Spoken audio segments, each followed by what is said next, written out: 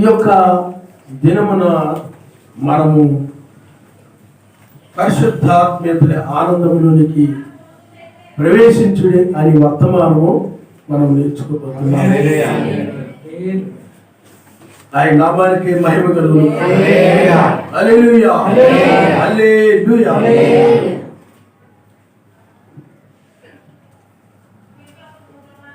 మత్తయి సువార్త 25వ అధ్యాయము 14 నుండి మనం చదువుకుందాం.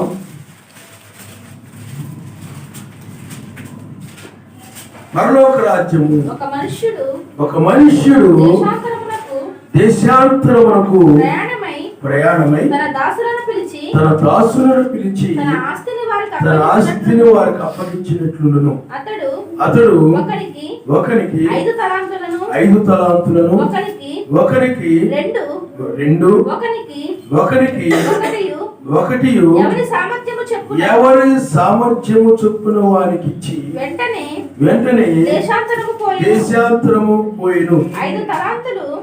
5 తలాంతులు తీసుకొని వాడు వెళ్ళి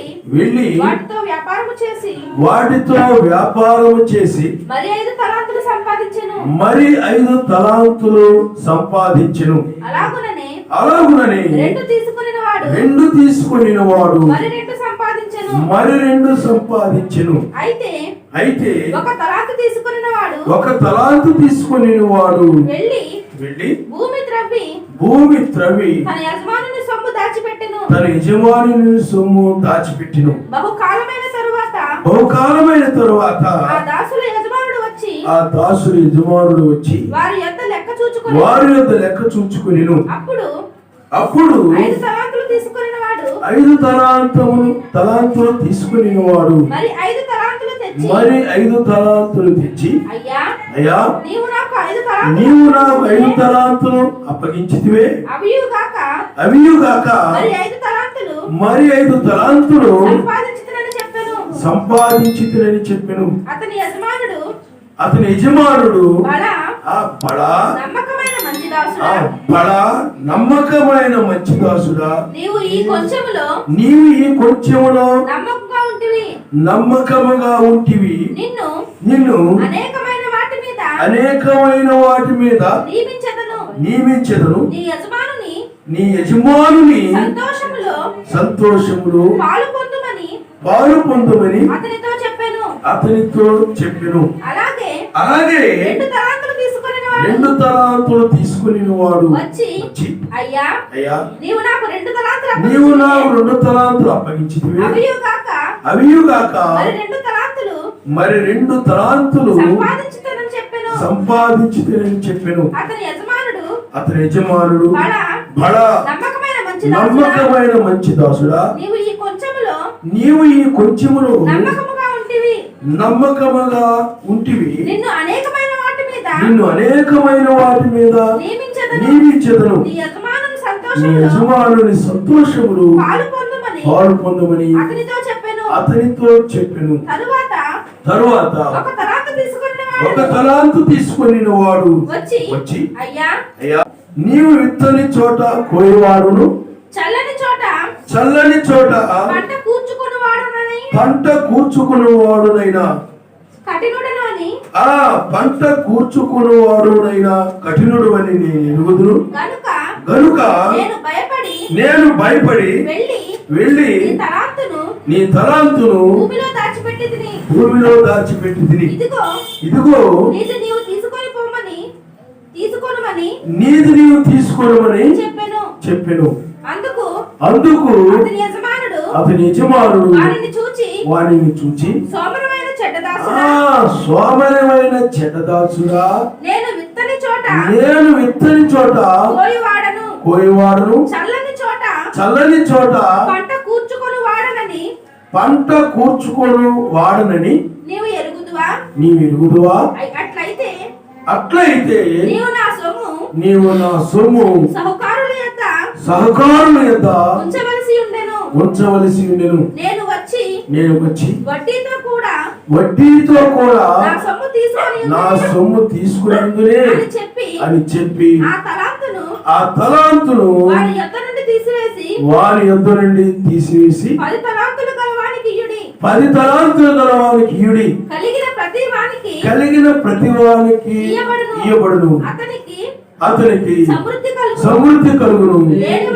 లేని వాని యొద్ద నుండి వానికి కలిగినది తీసివేయబడును. మరియు పనికి మాలిన ఆ దాసుని వెలుపటి చీకటిలోనికి త్రోసివేయుడి. అక్కడ ఏడుపును పండు కొరుకుటయు ఉండునని చెప్పెను. హల్లెలూయా, హల్లెలూయా. చూడండి, ఇక్కడ ఒక మనుష్యుడు అంటే ఎవరు? మెస్సీ.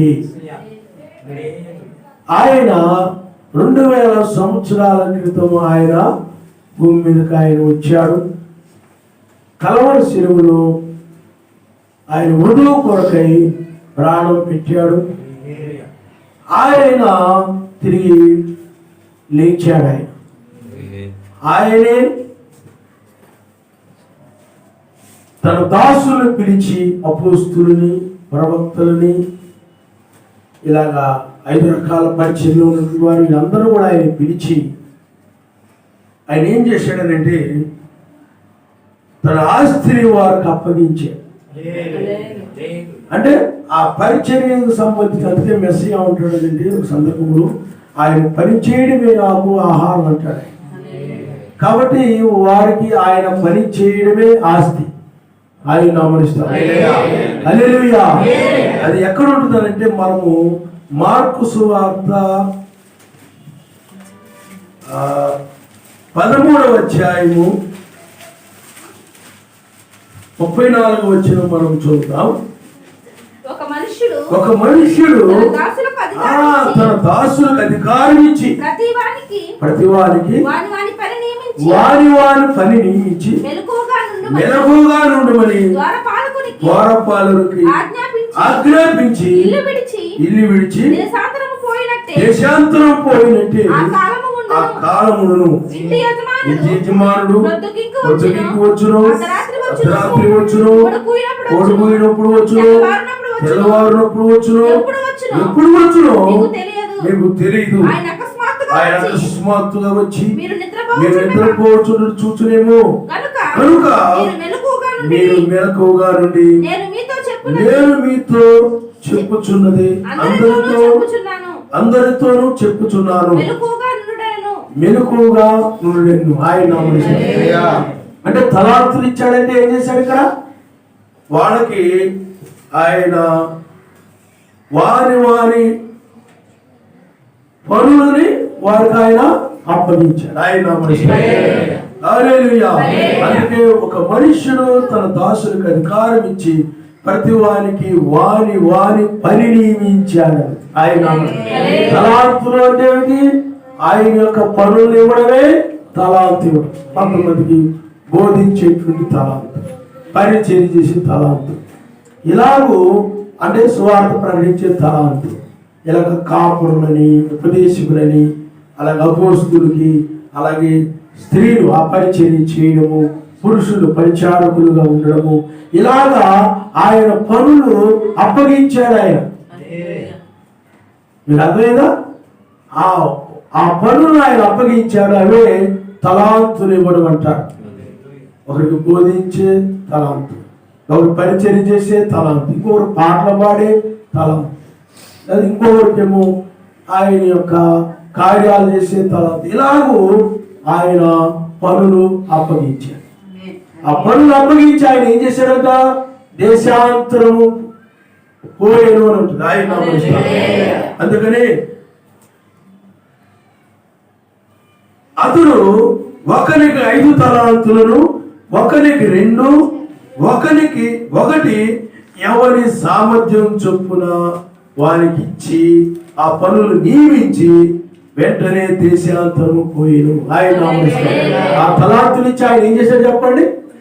ఆ దేశాంతరము వెళ్ళిపడని తిరిగి మరలా ఆయన తన స్థానంలోనికి ఆయన వెళ్ళాడు. ఆయన హల్లెలూయా.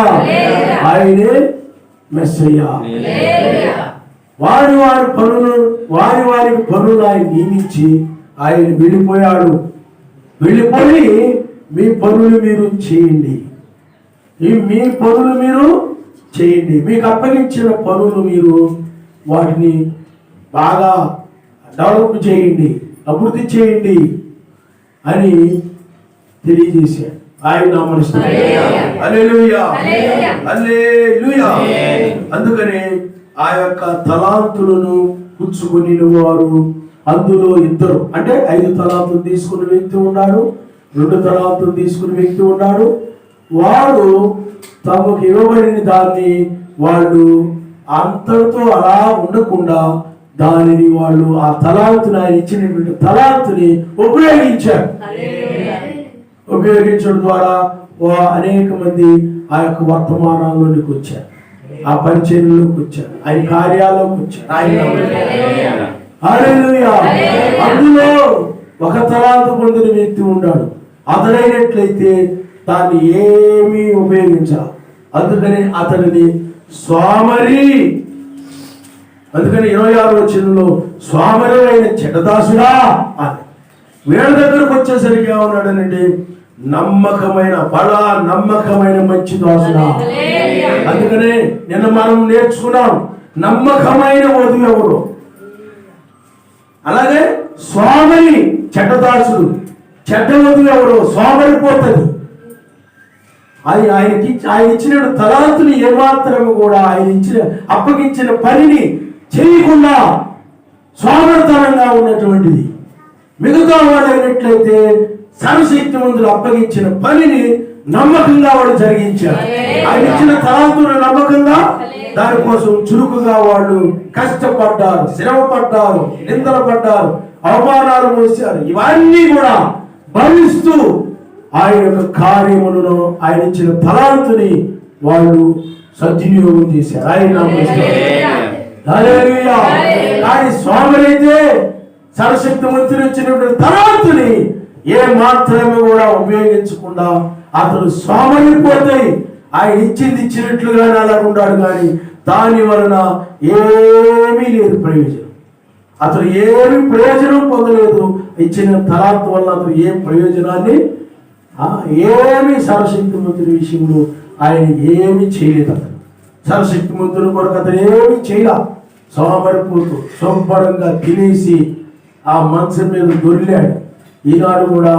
అయితే ఇక్కడ ఈ యొక్క పనులు అప్పగించినప్పుడు ఆయన వారి పనులు అప్పగించి దేశాంతరం పోయాడు ఉంది కదా.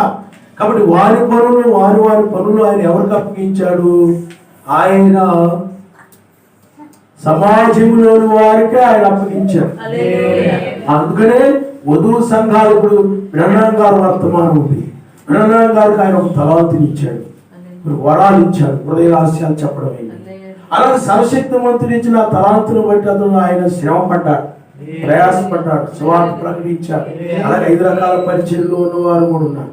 అయితే అందువల్ల ఈ లౌకిక సంఘకాలంలో, ఈ చివరి సంఘకాలంలో కూడా ఆయన ఏం చేశాడనంటే, ఆయన ఈ యొక్క 7వ దూత వర్తమానం కింద ఉన్నటువంటి వారికి ఆయన తలాంతులు ఇచ్చాడు. ఆయన వారి పనులు ఇచ్చాడు. అవి ఏమిటో మనము అంటే చూడండి, ఎఫెసీయులకు రాసిన పత్రిక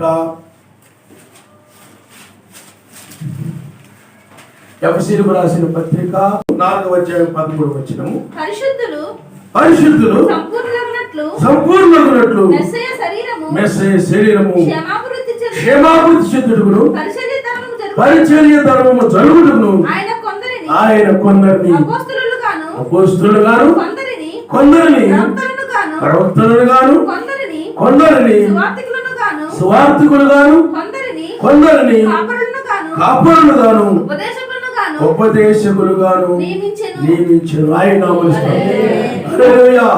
అపోస్తలులు ఉన్నారు, ప్రవక్తలు ఉన్నారు, సువార్తికులు ఉన్నారు, కాపరులు ఉన్నారు, ఉపదేశకులు ఉన్నారు.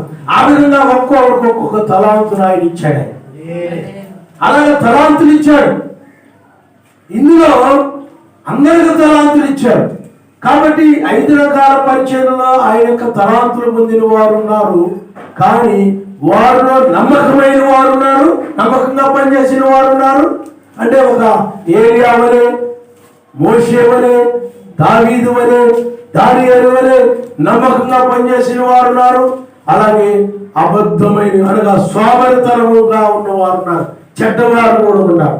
అందుకని బ్రహ్మాంకర వర్తమానములు అది అపోస్తుల బోధ. బ్రహ్మాంకర వర్తమానం అంటే ఆ యొక్క బోధలో ఈ యొక్క తలాంతులు పొందిన వారు లేకపోతే ఆ పనులకు నియమించబడిన వారు ఉన్నారు. కానీ వారిలో కొంతమంది ఏమో ఆయన కార్యమును సరిగా చేయకుండా సోమరితనముగా చెడుగా నడిచినటువంటి చెడ మార్గమును చెడ్డ బోధనలో కొనసాగినటువంటి వారు ఉన్నారు. నిజమైన నమ్మకంగా పనిచేసిన వారు. 7వ దూత వర్తమానంలో నిజమైన వారు ఉన్నారు.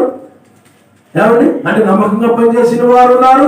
అలాగే సోమరితనము కలిగి డబ్బు కమ్ముడిపోయి యొక్క వ్యభిచారులు, దొంగలు, దుష్టులు, ఈ యొక్క చెడ్డవారు ఆ యొక్క వర్తమానంలో ఉండి ఆ తర్వాత ఆ విధంగా మారిపోయిన వారు ఉన్నారు చాలా.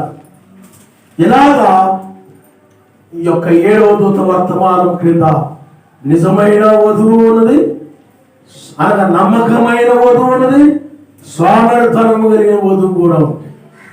ఇద్దరు ఉన్నారు. ఆయన చెప్తున్నాడు అందువల్ల ఈ చెడ్డ వధువు అనగా సోమరితనము కలిగిన వధువు అనగా మత్స్యాల సంఘాలు కాదు. ఎందుకంటే మత్స్యాల సంఘాలకు ఆయన పని నియమించరా, వాళ్ళకి తలాంతులు ఇవ్వరా, వాళ్ళని అభిషేకించుకున్నవాడు ఎవడు సాతాను. ఒక స్త్రీ బోధకురాలు కావచ్చు, తత్వాన్ని బోధించే, శనివారాన్ని బోధించి, లేకపోతే యెహోవా సాక్షులు, లేకపోతే ఇవన్నీ ఈ గుంపులన్నింటిని కూడా అభిషేకించుకున్నవాడు, వారి పనులు నియమించిన వాడు ఎవడు సాతాను. సర్వశక్తిమంతుడు ఇవ్వలేదు వాళ్ళకి ఆ పనులు. కాబట్టి ఇక్కడ ఆయన ఎవరికైతే ఇచ్చారో వాళ్ళలో కొంతమంది నమ్మకంగా పనిచేశారు, కొంతమంది ఏమో చెడ్డవారుగా పనిచేశారు, సోమరితనంతో పనిచేశారు, చెడు మార్గంలోకి వెళ్ళిపోయారు. ఆ చెడు మార్గంలోకి వెళ్ళిపోయి మేము అపోస్తుల బోధ కింద ఉన్నాం, 7వ దూత వర్తమానం కింద ఉన్నాం, జాన్సన్ గారి వర్తమానం కింద ఉన్నాం అని ఆ యొక్క చెడ్డ మార్గంలో ఉండి చెప్పుకునేవాడు ఉన్నారు. అంటే వాడు సోమరిపోతులు వాడికి అప్పగించిన పనిని నమ్మకంగా లేకుండా చెడుకు ఉపయోగించుకుని చెడ్డ బోధలు చేయడానికి ఆ తలాంతుని ఆయన ఇచ్చినటువంటి ఆయన కృపని ఆ విధంగా దుర్వినియోగం చేసి చెడ్డవారుగా ఉండిపోయారు. కొంతమంది నమ్మకంగా పనిచేసిన వారు. అపోస్తుల కాలంలో కూడా అలాగే జరిగింది. అపోస్తుల కాలంలో కూడా ఆయన అలాగే తలాంతులు ఇచ్చారు. కానీ లౌదీయ సంఘానికి వచ్చినప్పుడు పూర్తిగా చేతిలోకి వెళ్ళిపోయింది సంఘం అంతా. అందువల్ల మరలా అపోస్తుల కాలంలో మరలా ఇప్పుడు ఆయన ఈ యొక్క తలాంతులు మరలా తిరిగి తీసుకుని ఇచ్చాడు. తిరిగి మరలా లౌదీయ సంఘ కాలంలో ఆ కృపను తీసుకొచ్చాడు ఆయన. హల్లెలూయా, హల్లెలూయా. అందుకనే ఆ రోజుల్లో కూడా అపోస్తుల కాలంలో కూడా ఆయన తలాంతుల్ని ఇచ్చినప్పుడు అందులో సోమరితనము కలిగిన వారు ఉన్నారు, నమ్మకమైన వధువు కూడా ఉంది. అపోస్తులైన పౌలు గాని, ఒనేసిము వీళ్ళందరి గురించి మనం చూసాం. వాళ్ళందరూ నమ్మకంగా పనిచేశారు ఆ కాలంలో కూడా. అలాగే అపోస్తుల బోధలో సోమరితనము కలిగిన వారు కూడా ఉన్నారు, చెడ్డవారు కూడా ఉన్నారు. ఆ చెడ్డవారి వల్లనే లౌదీయ సంఘ కాలంలో ఆయన యొక్క సమాజము అది ఒక వేశ్యగా మారిపోయింది. 325 నిశా సమావేశంలో ఆ యొక్క వేశ్యగా మారిపోయింది. ఆ తర్వాత ఆయన వర్తమానులు పంపుతూ వచ్చాడు. లౌదీయ సంఘానికి వచ్చాడు, బాగా చీకటి అయిపోయింది. అప్పుడు 7 దూతలు పంపించాడు. ఆ తర్వాత మరలా తలాంతులు ఇవ్వబడ్డాయి. ఆయన హల్లెలూయా, హల్లెలూయా. అపోస్తుల బోధ ఇప్పుడు కూడా ఇది కూడా 7వ దూత వర్తమానం ఏమిటి చెప్పండి? అపోస్తుల బోధ, అపోస్తుల యొక్క బోధ. కాబట్టి ఇప్పుడు ఈ అపోస్తుల బోధలో 2 రకాలైన వాళ్ళు ఉన్నారు. మత్స్య సంఘాలలో ఉన్నారు, వాళ్ళ అపోస్తుల బోధ కాదు, ఏమి కాదు. అది ఒక పనికి మాలిన లోక సంబంధమైనటువంటిది తప్ప అది పరలోక సంబంధి ఏమాత్రం కాదు. ఈ యొక్క మత్స్య సంఘాల్లో ఆయన్ని మమ్మల్ని ఆయన పిలుచుకున్నాడు, మమ్మల్ని సువార్త చెప్పడానికి పనికి మాలిన చెప్తుంటారు. కానీ సర్వశక్తిమంతుడు వాళ్ళని ఆయన ఎన్నుకోలేదు. వాళ్ళకి ఆయన ఆ పనిని అప్పగించలేదు. ఆయన పని అప్పగిస్తే ఏ పని అప్పగిస్తాడు చెప్పండి? అది సత్యాన్ని అప్పగిస్తాడే తప్ప, నిజమైన బోధన ఆయన అప్పగిస్తాడే తప్ప, ఆ నామమును బాప్తిజము ఆయన ఒక్కడు అని ఆయన యొక్క అపోస్తుల పునాది దాన్ని అప్పగిస్తాడే తప్ప, ఇలాంటి ఆ యొక్క తీర్థమైనటువంటి మరణకరమైన బోధనల్ని వారి ఆ యొక్క పనిని అప్పగించడు. కాబట్టి చాలా మంది ఏమనుకుంటారంటే, స్వామి ఆ చెడ్డదాసుడా అంటే మతజాల సంఘాలలో అని అనుకుంటుంటారు, కానీ అభిప్రాయపడుతూ ఉంటారు. కానీ అట్టి అభిప్రాయం తప్పు. కానీ ఈ వధువు సంఘాల్లోనే, బ్రహ్మం గారి యొక్క చర్చిల్లోనే నిజమైనది ఉన్నది, అంటే నమ్మకమైన వధువు ఉన్నది, చెడ్డ వధువు కూడా ఉన్నది. ఆయన హల్లెలూయా, హల్లెలూయా. నిజమైన వధువు ఉన్నది, చెడ్డ వధువు. కాబట్టి ఈ యొక్క లవదీయ సంఘ కాలంలో ఆయన 2000 సంవత్సరాల క్రితము ఆయన దేశాంతరము వెళ్ళాడు. ఆయన మళ్ళా 7వ సంఘ కాలంలోనే ఆయన వస్తాడు, 7వ జాములోనే ఆయన వస్తాడు. ఆయన మనిస్తాడు. హల్లెలూయా. ఆ 7వ సంఘ కాలమే 7వ జాము. 7వ జాములోనే 4 జాములు ఉన్నాయి. 7వ సంఘ కాలంలోనే 4 జాములు ఉన్నాయి. అందుకని అస్తమయమును వచ్చును, అర్ధరాత్రి వచ్చును, కోడి కూసే వేళ వచ్చును, తెల్లవారుజామును వచ్చును. ఎప్పుడు వచ్చునో మీకు తెలియదు, కానీ రావడం మాత్రం ఆయన అకస్మాత్తుగా వస్తాడు అని బైబిల్ చెప్తాం. హల్లెలూయా, హల్లెలూయా. ఒక విషయాన్ని మీరు గమనించాలి, బైబిల్లో 3 లక్షణాలు ఉన్నాయి. మొదటి లక్షణం, మొదటిసారి సర్వశక్తిమంతుడు నోహు కాలంలో నీతిని తీసుకుని వచ్చాడు. ఆ నీతిలోనికి వారు ప్రవేశించారు. ఎవరు? నోహు యొక్క కుటుంబం. ఆ నీతిలోనికి ప్రవేశించినప్పుడు ఆ నీతిలోనికి ప్రవేశించిన వారు మాత్రమే రక్షించబడ్డారు. హల్లెలూయా, హల్లెలూయా. ఓ వారు అందుకనే అక్కడ నీతిమంతులుగా కనబడుతూ ఉన్నారు, నీతిమంతులుగా ఉన్నారు. అందుకనే నీతి నీతి అక్కడ ఆయన నీతిని తీసుకుని వచ్చాడు. ఆయన హల్లెలూయా. అలాగే మొదటి దాఖల దగ్గరకు వచ్చేసరికి ఆయన ఏం చేశాడంటే, ఆయన సమాధానము తీసుకొచ్చాడు రక్తము ద్వారా. రక్తము ద్వారా ఆయన ఏం తీసుకొచ్చాడు చెప్పండి? సమాధానాన్ని తీసుకొచ్చాడు. అక్కడ ఏంటంటే నీటి ద్వారా నీతిని తీసుకొచ్చాడు ఆయన. ఆ యొక్క నీతిలోనికి ఆదిగా అతడు నీతిని ప్రకటించాడు, నీతిని ప్రకటించాడు. సర్వశక్తిమంతుడు నీతిని తీసుకొచ్చాడు కాబట్టి నీతిని ప్రకటించాడు. కానీ మొదటి రాకడ దగ్గరికి వచ్చేటప్పుడు మెస్సీ ఏం తీసుకొచ్చారంటే సమాధానం తీసుకుని వచ్చారు. అపోస్తులు వీళ్ళందరూ కూడా సమాధాన సువార్త ప్రకటించారు. ఆయన సమాధాన సువార్త, సమాధాన సువార్త ప్రకటించారు. ఆ సువార్తలోనికి బహుకొద్ది మంది ప్రవేశించారు. మరలా ఈ లవదీయ సంఘ కాలంలో కూడా ఏ సువార్త ప్రకటించబడింది? సమాధాన సువార్త. అదే అపోస్తుల బోధ, ఆ అపోస్తుల బోధ. అందుకనే బ్రహ్మం గారి యొక్క వర్తమానం, జాన్సన్ గారి వర్తమానం, 5 రకాల పరిచయం నిజమైన వర్తమానికులు ఉన్నారు. వారి యొక్క వర్తమానము అది అపోస్తుల బోధ. వారు సమాధాన సువార్త ప్రకటించారు. వధువు సమాధానములోకి ప్రవేశించింది.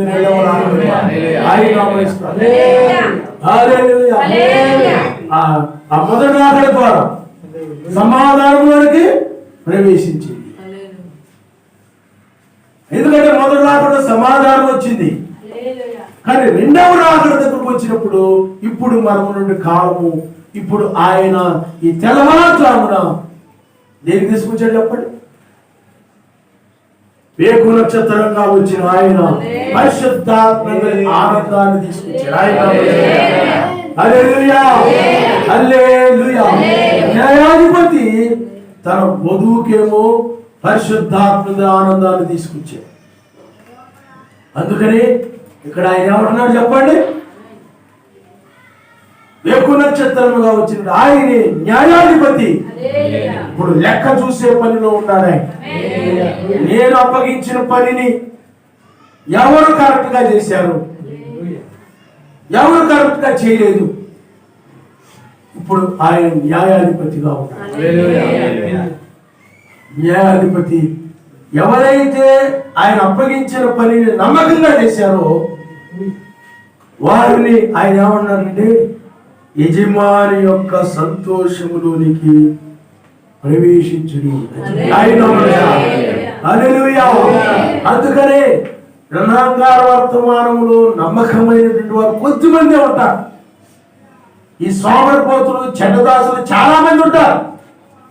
కానీ ఇప్పుడు ఆ నమ్మకమైనటువంటి వధువు ఏం చేస్తానంటే ఇప్పుడు వచ్చినటువంటి పరిశుద్ధ వేకు నక్షత్రం తీసుకుని వచ్చినటువంటి పరిశుద్ధాత్మ యందలి ఆనందములోనికి ఈ నమ్మకమైన వధువు మాత్రమే ప్రవేశిస్తుంది. ఆయన తక్కువాలని చాలా నిదానం చెప్తున్నాడు. ఇక్కడ నేనే చెప్తున్నాడు.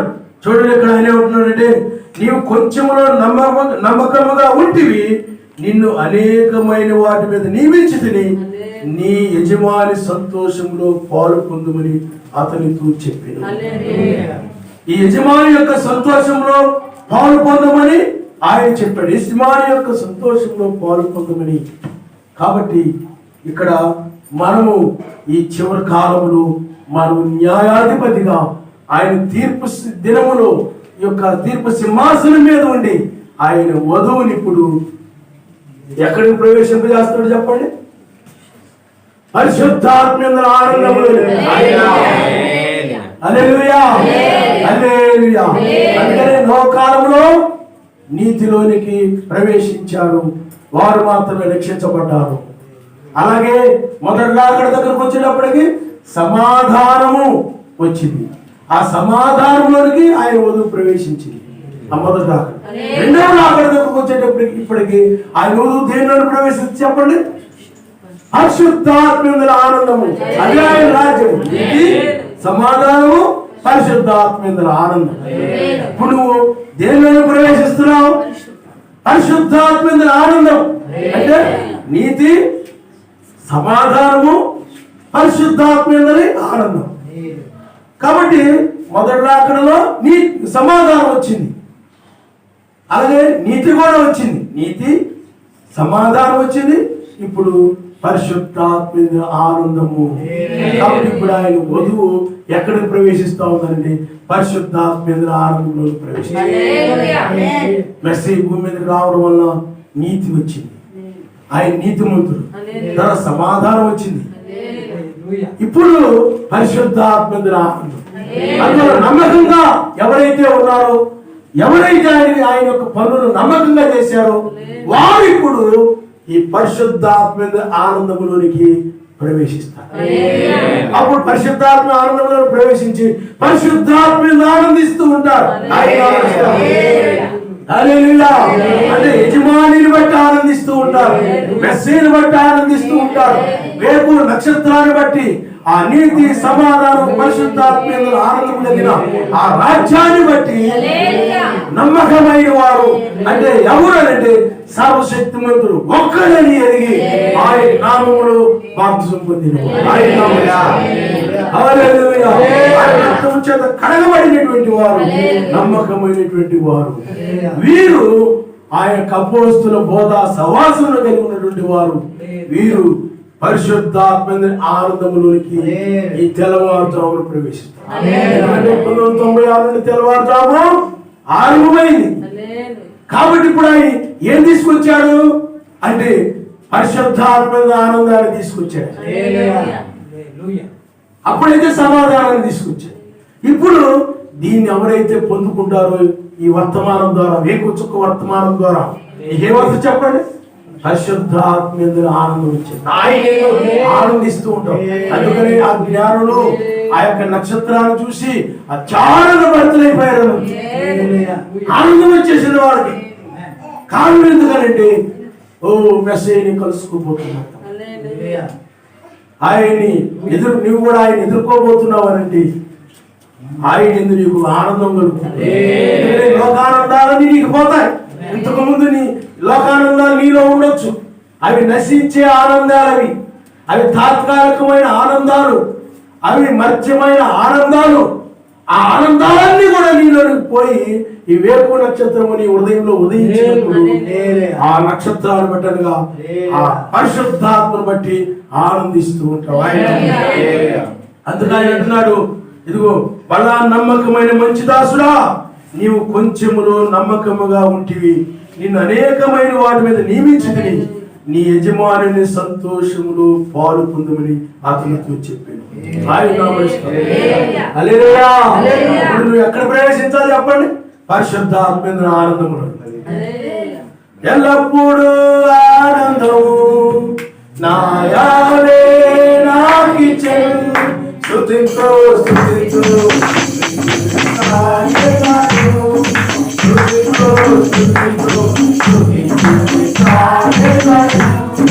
హల్లెలూయా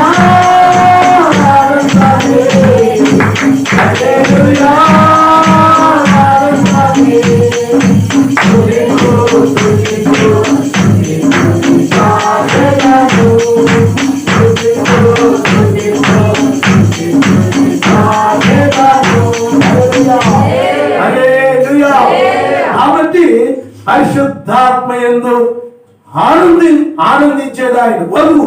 అందుకనే బైబిల్లో కూడా ఎల్లప్పుడూ ఆయన యందు ఆనందించుడి, ఎల్లప్పుడూ ఆయన యందు ఆనందించుడి. కాబట్టి ఇప్పుడు నీకు ఆయన ఏం తీసుకొచ్చాడనండి? పరిశుద్ధాత్మ యందు ఆనందాన్ని తీసుకొచ్చాడు. ఆయన పరిశుద్ధాత్మ.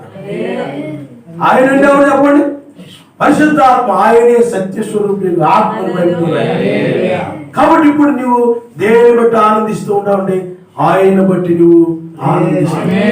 కాబట్టి ఆయన యొక్క ఆనందములో ప్రవేశించు. కాబట్టి ఇప్పుడు నీకు పరిశుద్ధాత్మ ఆనందాన్ని తీసుకొచ్చాడు ఆయన. మీకు అర్థమైందా? అలాగే ఈ స్వామిని గురించి ఆయన చెప్పేటప్పుడు ఆయన ఏం చెప్పాడంటే, ఈ స్వామిని చూడండి, ఈ స్వామిని పోతూ 26 వచనంలో స్వామివైన చెడ్డదాసుడా అని చెప్పి, ఆ తర్వాత 29 వచనంలో కలిగిన ప్రతి వారికి ఇవ్వబడును, అతనికి సమృద్ధి కలుగును, లేని వారికి వారి తీసివేయబడును, వారికి కలిగినది తీసివేయబడును.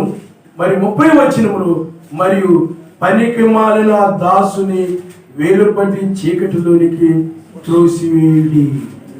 కాబట్టి ఆయన నామాన్ని ఎరిగి, ఆయన ఒక్కడే ఆయన ఎరిగి, ఆయన నామంలో బాప్తిజం పొంది ఆయన పనులు సరిగా చేయనటువంటి వధువున్నది, అదే స్వామను బాప్తిజం పొందింది. స్వామని పోతుంది, చెడ్డదని చెప్తున్నాడు ఆయన. కానీ అది వధువు సంఘాల్లో ఉండే, నామంలో బాప్తిజం పొందే, ఆయన ఒక్కడే ఎరిగి ఉండే చాలా సంఘాలు ఉన్నాయి. ఆ సంఘాల్లో చాలా మంది ఇప్పటికీ కూడా పేరుకి మేము యేసునామము అని చెప్పుకుంటుంటారు, కానీ మత శాఖ సంఘాల వలె క్రిస్మస్ జరుపుతుంటారు, 2 దినాలు జరుపుతూ ఉంటారు. అలాగే త్రిత్వంలో కూడా బాప్తిజాలు ఇస్తూ ఉంటారు, అన్నీ చేస్తూ ఉంటారు. మరి నామంలో ఉన్నామంటారు, నామంలో బాప్తిజాలు ఇస్తుంటారు. మళ్ళీ అవసరమైనప్పుడు త్రిత్వంలో కూడా ఉండండి, త్రిత్వంలో కూడా బాప్తిజం ఇచ్చే పరిమాణంలో ఉన్నారు. వధువు సంఘాల్లో కానీ ఈ నామములో కానీ చాలా మంది ఆ విధమైన వాళ్ళు ఉన్నారన్నమాట. కానీ ఇదంతా కూడా ఏమిటి చెప్పండి? చెడ్డది. దీంట్లోనే చెడ్డ వధువు ఉంది ఇది. అందుకనే అపోస్తుల బోధలోనే నిజమైన వారు ఉన్నారు, నమ్మకమైన వారు ఉన్నారు. వారికేమో పరిశుద్ధాత్మ ఆనందాన్ని తీసుకొచ్చారు, పరిశుద్ధాత్మ ఆనందాన్ని వాళ్ళు పొందారు. కానీ ఈ అపోస్తుల బోధలోనే చెడ్డ గుంపు కూడా ఉంది. ఆయన ఇచ్చిన తలాంతుని వీరు ఆ యొక్క స్వామర్థనము కలిగి డబ్బు గమ్ముడు పోయి తరము కోసమని ఈ మత్స్యాక సంబంధమైన బోధలు చేస్తూ ఆ విధంగా చెడిపోయిన వారు కూడా ఉన్నారు. ఆయన ఇచ్చిన తలాంతుని దుర్వినియోగం చేసిన వారు, సర్వశక్తి మంత్రి ఇచ్చిన తలాంతును ఉపయోగించకుండా వారి చెడ్డ బోధన పట్టుకొని, చెడ్డ సిద్ధాంతాలను పట్టుకొని, మేము కూడా వధువు సంఘాలు అని చెప్పుకుంటూ, వధువు బోధలో ఉన్నామని చెప్పుకుంటూ పనికి మానవులు ఉన్నారు. ఈ గుంపు ఎవరనంటే వధువు రాకడని, క్రీస్తు బ్రహ్మామని, అంటే బ్రహ్మామే 2వ రాకడని, 1963లో ఆయన వచ్చాడని, ఇప్పుడు వధువు ద్వారా 2వ రాకడ జరుగుతుందని, ఏమండి ఇలాగా రకరకాల బోధలు ఉన్నాయి. కొనసాగింపు పరిచర్యని, ఇలాగ రకరకాలు ఉన్నాయి.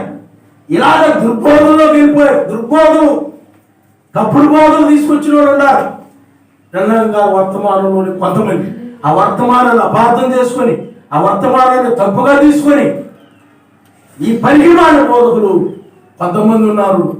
వీరు వెయ్యేళ్ళ పాలనలో ఉన్నామని ఎత్తబాటు జరిగిపోయిందని రకరకాల బోధలు చేసేస్తున్నారు. ఈ బుక్ అదేమిటి, అది మా బయలుపాటు అయిందంటున్నా. స్త్రీ ద్వారా రెండవ రాకడ జరుగుతుందని, స్త్రీ రక్షకురాలుగా మారిందని, మధ్యవర్తిగా మారిపోయిందని బోధిస్తూ ఉంటారు. ఈ రకమైన ఇది చెడ్డ గుంపు అన్నమాట. అంటే అపోస్తుల బోధలోనే నమ్మకమైనది ఉన్నది, చెడ్డది కూడా ఉంది. దాని స్వామి అని చెప్తున్నాడు ఆయన. ఇవి రెండు ఉన్నాయి. ఇప్పుడు నిజమైనదేమో అనగా నమ్మకమైనదేమో పరిశుద్ధాత్మ ఆనందాన్ని వర్తమానమే. ఆ వర్తమానాన్ని బట్టి దానిని బట్టి ఆనందిస్తా ఉంది. వర్తమానం ద్వారా ఆయన ఎదుర్కోబోతున్నానని, ఆయన రాజ్యం రాబోతుందని, ఆయన కలుసుకోబోతున్నానని ఆనందిస్తాం. పరిశుద్ధాత్మ లోక సంబంధమైన ఆనందము కాదు, అదంతా పోయింది. నీలో పరిశుద్ధాత్మ ఆనందం వచ్చేసినప్పుడు ఇంకా ఆయన కార్యాలు ఎందు ఆయన ఎందు నువ్వు ఆనందిస్తూ ఉంటావు తప్ప లోక విషయాలు, లోక మాటలు విని, లోక విషయాలు విని, లోక సంగతులు చూసి ఆ లోక సంబంధమైన వాటిని కొనుక్కొని అమ్ముకొని వీటి ఎందు ఆనందించవు. నీవు ఆనందవంతం పోతు నీకు ఇంకా ఆయన బట్టి ఆనందిస్తూ ఉంటావు. పరిశుద్ధాత్మ ప్రవేశించినప్పుడు లోకానందం అంతా నీ నుండి దూరం అయిపోద్ది. ఇంకెప్పటికి కూడా లోకానందం నీ దగ్గరికి రాదు. పరిశుద్ధాత్మ మీద ఆనందిస్తూ ఉంటావు. అందుకని మీరు గమనించండి, పరిశుద్ధాత్మ యందు ఆనందించే వారిని ఆయన తీసుకెళ్తాడు. లోకాలంలో నీతిని చూసి ఆయన తీసుకెళ్ళాడు. అలాగే మొదటి రాకడలో సమాధానం వచ్చినప్పుడు మృతులు లేపబడ్డారు. ఇప్పుడు అంటే అక్కడ సమాధానాన్ని బట్టి రక్షణ వచ్చింది, సమాధానాన్ని బట్టి పునరుద్ధానం జరిగింది. ఇప్పుడు అయినట్లయితే పరిశుద్ధాత్మ యందు ఆనందాన్ని బట్టి ఎవరైతే ఆనందిస్తూ ఉంటారో వారు మహిమ శరీరం మధుర పైకి వెళ్ళిపోతారు. అందుకని నీతి, సమాధానం, పరిశుద్ధాత్మ ఆనందం. ఎవరిలో పరిశుద్ధాత్మ ఆనందం ఉందో వారి శరీరం మహాత్ముడి పైకి వెళ్ళిపోతారు. పరిశుద్ధాత్మ ఆనందిస్తారు. పరిశుద్ధాత్మగా ఆయన వాక్యమే, ఆయనే పరిశుద్ధాత్మ. ఈ చెడ్డదాసులు ఏమైపోతారో చెప్పండి. వెలుపడికి చీకటిలో త్రోసివేయడి, అక్కడ ఏడుపును పండ్లు కొరుకుటి ఉండులేని.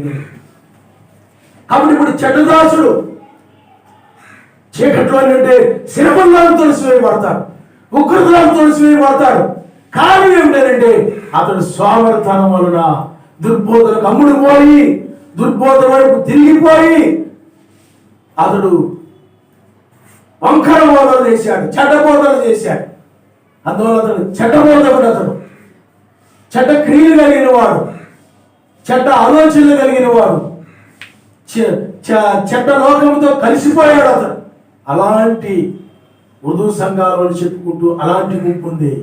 వారు విడిచిపెట్టబడి ఉగ్రతలోకి వెళ్ళిపోతారు. అందుకని చీకటిలోనికి త్రోసివేస్తారు, ఉగ్రతలోకి త్రోసివేస్తారు, శ్రమకాలంలో త్రోసివేస్తాడు, మహాశ్రమలో త్రోసివేస్తాడు. అందుకనే న్యాయాధిపతి 1995లో ఆయన దిగి వచ్చి ఇప్పుడు కార్యం జరుగుతుంది. నువ్వు పరిశుద్ధాత్మ మీద ఆనందిస్తున్నావా? ఆయన బట్టి నువ్వు ఆనందిస్తున్నావా? అది నువ్వు ఇప్పుడు ఆలోచించేయాలి. లోకానందమంతా నీలో పోయినప్పుడు, లోక విచారాలని నీలో నుండి పోయి, ఎందుకంటే నీవు లోక సంబంధమైన వాటి కోసం విచారిస్తున్నావంటే అవి లోక ఆనందాన్ని ఇచ్చేవి. వాటి నువ్వు పొందుకున్నప్పుడు లోక సంబంధంగా ఆనందిస్తావు, అవి లోక ఆనందాన్ని ఇచ్చేవి. నీలో లోక విచారాలు పోతాయి, అప్పుడు లోక సంబంధమైన ఆనందాలు పోతాయి. అప్పుడు ఎప్పుడైతే నువ్వు లోక సంబంధమైన ఆనందాన్ని నీవు తృణీకరిస్తావో అప్పుడు నీలో ఐక్య విచారాలు కూడా పోతాయి. మంచి బట్టలు వేసుకొని చాలా చక్కగా ఉండాలని నీవు వాటిని బట్టి ఆనందించాలని అనుకున్నప్పుడు వాటి కోసం నువ్వు విచారిస్తావు అన్నమాట. కానీ ఎప్పుడైతే వాటిని నువ్వు పొందుకుంటావో అప్పుడు వాటి ఎందుకు నువ్వు ఆనందిస్తుంటావు. కానీ ఇప్పుడు పరిశుద్ధాత్మ పొందుకున్నప్పుడు, పరిశుద్ధాత్మ ఆనందాన్ని పొందుకున్నప్పుడు, వేగు నక్షత్రం నీలోనికి వచ్చినప్పుడు ఆనందం ఏమిపో చెప్పండి. అలాగే నీవు ఏదైనా ఒక వస్తువును కొనుక్కోవాలని దానికోసం నువ్వు విచారిస్తూ ఉంటావు, దాని గురించి ఆలోచిస్తూ ఉంటావు, దాని గురించి బాధపడిపోతూ ఉంటావు. కానీ ఆ వస్తువు కొనుక్కున్నప్పుడు నేను మంచి వస్తువు కొనుక్కున్నాను, నేను నా కుటుంబం నా భార్య పిల్లలతో సూపర్గా బ్రహ్మాండంగా ఆ వస్తువుతో బాగా ఎంజాయ్ చేయొచ్చు, ఆ వస్తువును ఉపయోగించుకోవచ్చు అని నేను అనుకుంటుండొచ్చు. కానీ పరిశుద్ధాత్మ ఆనందంలోని ప్రవేశించినప్పుడు వీటికి సంబంధించిన విచారం ఉండదు, వీటికి సంబంధించిన ఆనందము ఉండదు. అలాగే ఒక ఆహారాన్ని చూసినప్పుడు అది తింటే బాగుండదు దాని గురించి నువ్వు విచారించవచ్చు. అది పెట్టినప్పుడు చాలా బాగుందని నువ్వు ఆనందంగా తినొచ్చు. కానీ పరిశుద్ధాత్మైన ఆనందము నీలోకి వచ్చేసినప్పుడు వాటి మీద నీవు ఆనందించు. హల్లెలూయా, హల్లెలూయా. అందరి పనులను బట్టి మనం ఏం చేస్తున్నాం చెప్పండి, ఆనందిస్తూ ఉంటాం. నువ్వు ఒక మంచి పని చేసావు అనుకో, నీ పనిని బట్టి ఆనందిస్తున్నాం. ఇప్పుడు మనం దీనికి రంగులు వేసారు, ఇవన్నీ చేశారు, ప్రజలు వీళ్ళు ప్రయాసపడి చేశారు అంటే ఇవన్నీ చూసి సూపర్ ఉందని కాదు, అని మీరు చేసిన క్రియలను బట్టి ఆనందం. హల్లెలూయా, హల్లెలూయా. క్రియలను బట్టి ఏం కలుగుతుంది చెప్పండి, ఆనందం కలుగుతాం. క్రియలను బట్టి ఆయన నా ప్రశ్న. చాలా మంది అనుకుంటారు వీటిని బట్టి ఆనందిస్తున్నారు అనుకుంటారు, కానీ నువ్వు చేసిన క్రియలను బట్టి ఆనందించడం జరుగుతుంది. అలాగే నువ్వు వండిన ఆ క్రియను బట్టి, ఆ క్రియలు నువ్వు చేసేటువంటి క్రియలు, నువ్వు ఎవరికైనా వస్త్రాలు ఇవ్వచ్చు, లేకపోతే ఏదైనా ఆహారం పెట్టచ్చు, ఏదైనా చేయొచ్చు. ఆ క్రియలు అంటే పరిశుద్ధ అవసరాల్లో పాలు పొందుతున్నారా అనే క్రియలను బట్టి ఆనందిస్తూ ఉంటాం. హల్లెలూయా, హల్లెలూయా. పరిశుద్ధుల నీతి క్రియలే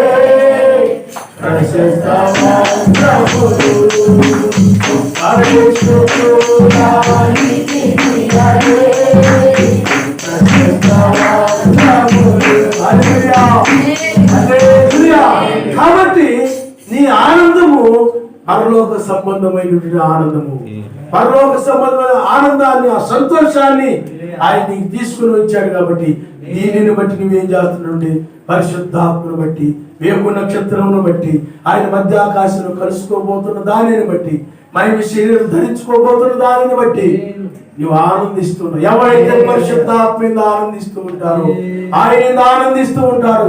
ఆ న్యాయాధిపతిని బట్టి, ఆ యజమానిని బట్టి ఎవరైతే ఆనందిస్తూ ఉంటారో వారి శరీరం రూపాంతరం హల్లెలూయా. అన్ని ఆనందాల కంటే కూడా గొప్ప ఆనందం ఏమిటండి, ఆయన యొక్క ఆనందించడం. మిగతా ఆనందాలన్నీ కూడా తాత్కాలికమైనవి. ఈ లోకానందాలు కొంతకాలం మాత్రమే ఉంటాయి. ఈ లోకంలో మనుషులు కొంతకాలం మాత్రమే ఆనందిస్తారు ఈ లోక సంబంధమైన వాటి యందు. కానీ నిజమైన వధువు యొక్క ఆనందము నిత్యము ఉంటుంది. ఆయన నిత్యము ఆయనతో ఉంటుంది కాబట్టి నిత్యము ఆయన ఆనందిస్తూ ఉంటుంది. 1000 ఏళ్ల పాలనలో రాబోయే ఆయన రాజ్యములో, ఆ తర్వాత నిత్యత్వములో ఆమె ఆనందిస్తూ ఉంటుంది. అందుకని 1000 ఏళ్ల పాలనలో నిత్యము ఆనందం ఉంటుంది. కాబట్టి పరిశుద్ధాత్మైన ఆనందము కలిగిన వారు ఆయన రాజ్యంలోనికి ప్రవేశించారు. నీతి, సమాధానము, పరిశుద్ధాత్మైన ఆనందము కలిగి ఉంటారు. వాళ్ళు నీతిమంతులు, సమాధానం కలిగి ఉంటారు, పరిశుద్ధాత్మను బట్టి ఆనందిస్తారు. హల్లెలూయా, హల్లెలూయా.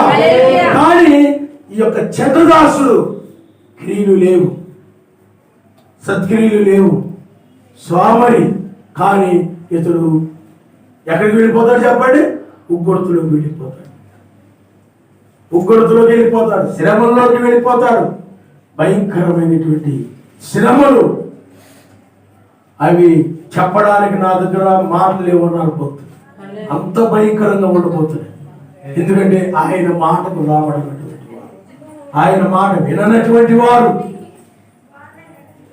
వారు ఈ యొక్క ఉగ్రతలోకి వెళ్ళిపోతారు, ఆయన యొక్క శిక్షలోకి వెళ్ళిపోతారు. అందుకని న్యాయాధిపతి ఆయన వధువుకేమో పరిశుద్ధాత్మ ఆనందాన్ని తీసుకొచ్చాడు. అలాగే ఆయన నమ్మకమైన వధువుకి పరిశుద్ధాత్మ ఆనందాన్ని తీసుకొస్తే, ఈ చెడ్డ వధువుకి ఆయన తీసుకొచ్చేటండి శ్రమలు తీసుకొచ్చేసాడు. అందుకని వారికి క్రియలను బట్టి ఆయన ప్రతిఫలం ఇస్తాడు. ఆయన వారి వారి పనులు నియమించిన ఆయనే వారి వారి పనులను బట్టి ప్రతిఫలం ఇచ్చేవాడుగా ఇప్పుడు ఉన్నాడు. మొదటి రాకుండా వచ్చాడు ఆయన ఏం చేశాడు చెప్పండి? వారి వారి క్రియలు చొప్పున ప్రతి వారికి పనులు అప్పగించాడు. లేకపోతే ఈ సంఘకాలంలో కూడా వారికి వారికి పనులను అప్పగించాడు. ఇప్పుడు వారి క్రియలను బట్టి తీర్పు తీర్చేవాడుగా ఉన్నాడు ఆయన. అందుకని అక్కడ సామర్థ్యము కొలదని ఉంది. సామర్థ్యము కొలది ఆ తలాంతులు ఇచ్చాడు ఆయన మనుషులు. హల్లెలూయా హల్లెలూయా. ఓ వారి క్రియలు వారి యొక్క పనులు ఎవరైతే నమ్మకంగా చేశారో వారు మాత్రమే పరిశుద్ధాత్మ ఆనందాన్ని ఇప్పుడు పొందుతారు. ఇంకా ఈ ఆనందము ఎల్లప్పుడూ కూడా మిగతా వాళ్ళ ఇంట్లయితే శ్రమను పొందుకుంటారు. లోకస్తులతో పాటు ఈ చెడ్డ వధువు కూడా స్వామరి వధువు కూడా శ్రమను పొందుకుంటారు. కాబట్టి పిల్లారా ఆలోచన చేయండి. ఇప్పుడు న్యాయాధిపతిగా ఆయన ఉన్నాడు కాబట్టి దేనిలో ప్రవేశించాలి? పరిశుద్ధాత్మ ఆనందం. ఇది సమాధానము పరిశుద్ధాత్మ ఆనందము. నువ్వు ఇప్పుడు నీకు పరిశుద్ధాత్మ ఆనందించాలి. పరిశుద్ధాత్మ ఆనందం పొందుకుంటాం. అది చెప్తే వచ్చేది కాదు, పరిశుద్ధాత్మ ద్వారా వచ్చేది. లోక సంబంధమైన ఆనందము కాదు, లోక సంబంధమైన సంతోషము కాదు, పరిశుద్ధాత్మ. ఆ పరిశుద్ధాత్మ నీలో ఉంది. ఆ యొక్క పరిశుద్ధాత్మ యందర లోకానందము కాదు. ఇంతకు ముందంతా నీలో లోకానందం ఉండొచ్చు, లోక సంబంధమైన వాటిని సంతోషిస్తూ ఉండొచ్చు, కానీ పరిశుద్ధాత్మ ఆనందాన్ని బట్టి ఇప్పుడు ఆనందిస్తాం. లోకానందాలన్నీ నీలో, మిగతా వాళ్ళు ముగ్గురుతో పడిపోతారు. కాబట్టి ఇప్పుడు ఆయన 2000 సంవత్సరాల క్రితము ఆయన దేశాంతరము పోయాడు. ఆయన 1996లో అకస్మాత్తుగా ఆయన బయలుపరుచుకున్నాడు. వాని క్రియలను బట్టి ప్రతిఫలం ఇచ్చేవాడు. ఎందుకంటే వానికి పనులు నియమించిన వాడు ఆయనే. వానికి పనులు నియమించిన వాడు ఆయనే. ఆ పనులు నియమించాడు కాబట్టి ఇప్పుడు ఆయన లెక్క చూసుకునేవాడుగా ఉన్నాడు. ఎందుకంటే ఆ పనులు ఎవరు ఎలా చేశారు? ఇప్పుడు ఆ పనులను బట్టి నమ్మకంగా చేసిన వారికి, నమ్మకంగా చేసిన వారు మాత్రమే ఎక్కువ నక్షత్ర వర్తమానాలు, నమ్మకమైన దాసులు మాత్రమే గుర్తిస్తారు, నమ్మకమైన వధువు మాత్రమే ఎక్కువ చొక్క వర్తమానాన్ని గుర్తిస్తారు. ఈ స్వామరి వధువు, చెడ్డ వధువు వేకు నక్షత్రాన్ని వర్తమానాన్ని గుర్తించదు, ఆమె ఉగ్రతలోకి వెళ్ళిపోతుంది. కాబట్టి ఇప్పుడు నువ్వు దేని ఆనందించాలి? పరిశుద్ధాత్మ. ఫిలిప్పీయులకు రాసిన పత్రికలో మీరు చూడండి, ఫిలిప్పీయులకు రాసిన పత్రిక 4వ అధ్యాయము, ఫిలిప్పీయులకు రాసిన పత్రిక 4వ అధ్యాయము 4వ వచనాన్ని మనం చదువుకుందాం. ఎల్లప్పుడూ యావేను ఆనందించుడి. అంటే యావే ఏంటెవరు? పరిశుద్ధాత్మ. పరిశుద్ధాత్మ ఆనందించుడి. అప్పుడే చెప్తున్నాడు పౌలు గారు. అప్పుడే పౌలు గారు ఆయన పరిశుద్ధాత్మ ఆనందాన్ని తీసుకొస్తాడని పౌలు గారికి అప్పుడే తెలుసు. అందుకని పరిశుద్ధాత్మ ఆనందించని అని చెప్పి ఆయన రాగం గురించి మాట్లాడుతున్నాడు. చూడండి, మరలా చెప్పుదును, ఆయన ఎందుకు ఆనందించుడి, మీ సహనమును సకల జనులకు తెలియబడనీయుడి. యావే సమీపంగా ఉన్నాడు, దేని గురించి చింతపడకుడు గాని. చూడండి, మీరు దేని గురించి చింతపడద్దు, ఎల్లప్పుడూ ఆయన ఆనందించండి. ఆయన సమీపంగా ఉన్నాడు. ముందుగానే పౌలు గారు చెప్తున్నారు అన్నమాట. ఎందుకంటే ఆయన పరిశుద్ధాత్మ ఆనందాన్ని తీసుకొస్తాడనే విషయం పౌలు గారికి తెలుసు. కాబట్టి ఆయన సమీపంగా ఉన్నాడు కాబట్టి దేని గురించి మీరు చింతించుకుని అన్నాడు. కాబట్టి ఇప్పుడు ఆయన వచ్చేసాడు, పరిశుద్ధాత్మ ఆనందాన్ని తీసుకొచ్చాడు. ఇప్పుడు సమీపంగా ఉండాలని కాదు, అదిగో అంత దూరంలో ఉండాలని కాదు, ఇదిగో ఇంత దూరంలో ఉండాలని కాదు, ఆయన వాకిటినే ఉన్నాడనేది కాదు. ఇప్పుడు ఆయన నీ దగ్గరకు వచ్చేసాడు. ఆయన పరిశుద్ధాత్మ ఆనందాన్ని తీసుకొచ్చాడు ఆయన. ఎల్లప్పుడూ ఆయనలో ఆనందించాలని ఆ పరిశుద్ధాత్మ ఆనందాన్ని తీసుకొచ్చాడు. కాబట్టి నువ్వు ఇప్పుడు ఏం చేయాలంటే దేనిని గురించి చింతించక నీవు పరిశుద్ధాత్మ ఆనందంలోనికి, పరిశుద్ధాత్మ ఆనందముతో నీవు జీవిస్తూ ఉండాలి. దేనిని గురించి చింతించొద్దు, సహనము కలిగి ఉండు. ఈ శరీరంలో ఉన్నావు కాబట్టి నీ సహనం కావాలి. సహనము కలిగి ఉండి పిల్లారా నీవు ఇప్పుడు పరిశుద్ధాత్మ ఆనందముతో నీవు ఉండాలి. అదైనా ఆనందము. చింతలు దేని గురించి అన్నాడు. కొన్నిటి గురించి చింతించలే, పర్వాలేదు, కొన్నిటి గురించి మీరు చింతించకండి అని చెప్పలే ఆయన.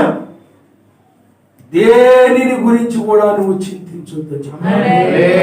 ఇప్పుడు నువ్వు ఆయన ఆనందాన్ని తీసుకొచ్చాడు కాబట్టి ఇప్పుడు నువ్వు ఈ ఆనందంలోనే ప్రవేశించినట్లయితే ఐక్య విచారాలు కానీ దేనిని గురించిన చింతలు ఇక నీలో ఉండవు.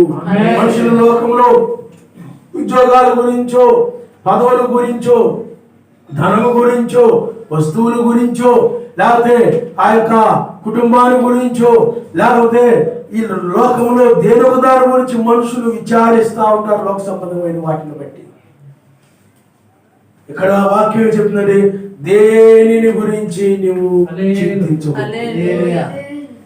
ఇక నువ్వు దేని గురించి చింతించడానికి లేదు, ఎవరి గురించి నువ్వు చింతించడానికి లేదు. నువ్వు దేని గురించి కూడా చింతించకుండా నువ్వేం చేయాలనండి, ఎల్లప్పుడూ నీవు ఆయన ఆనందిస్తూ.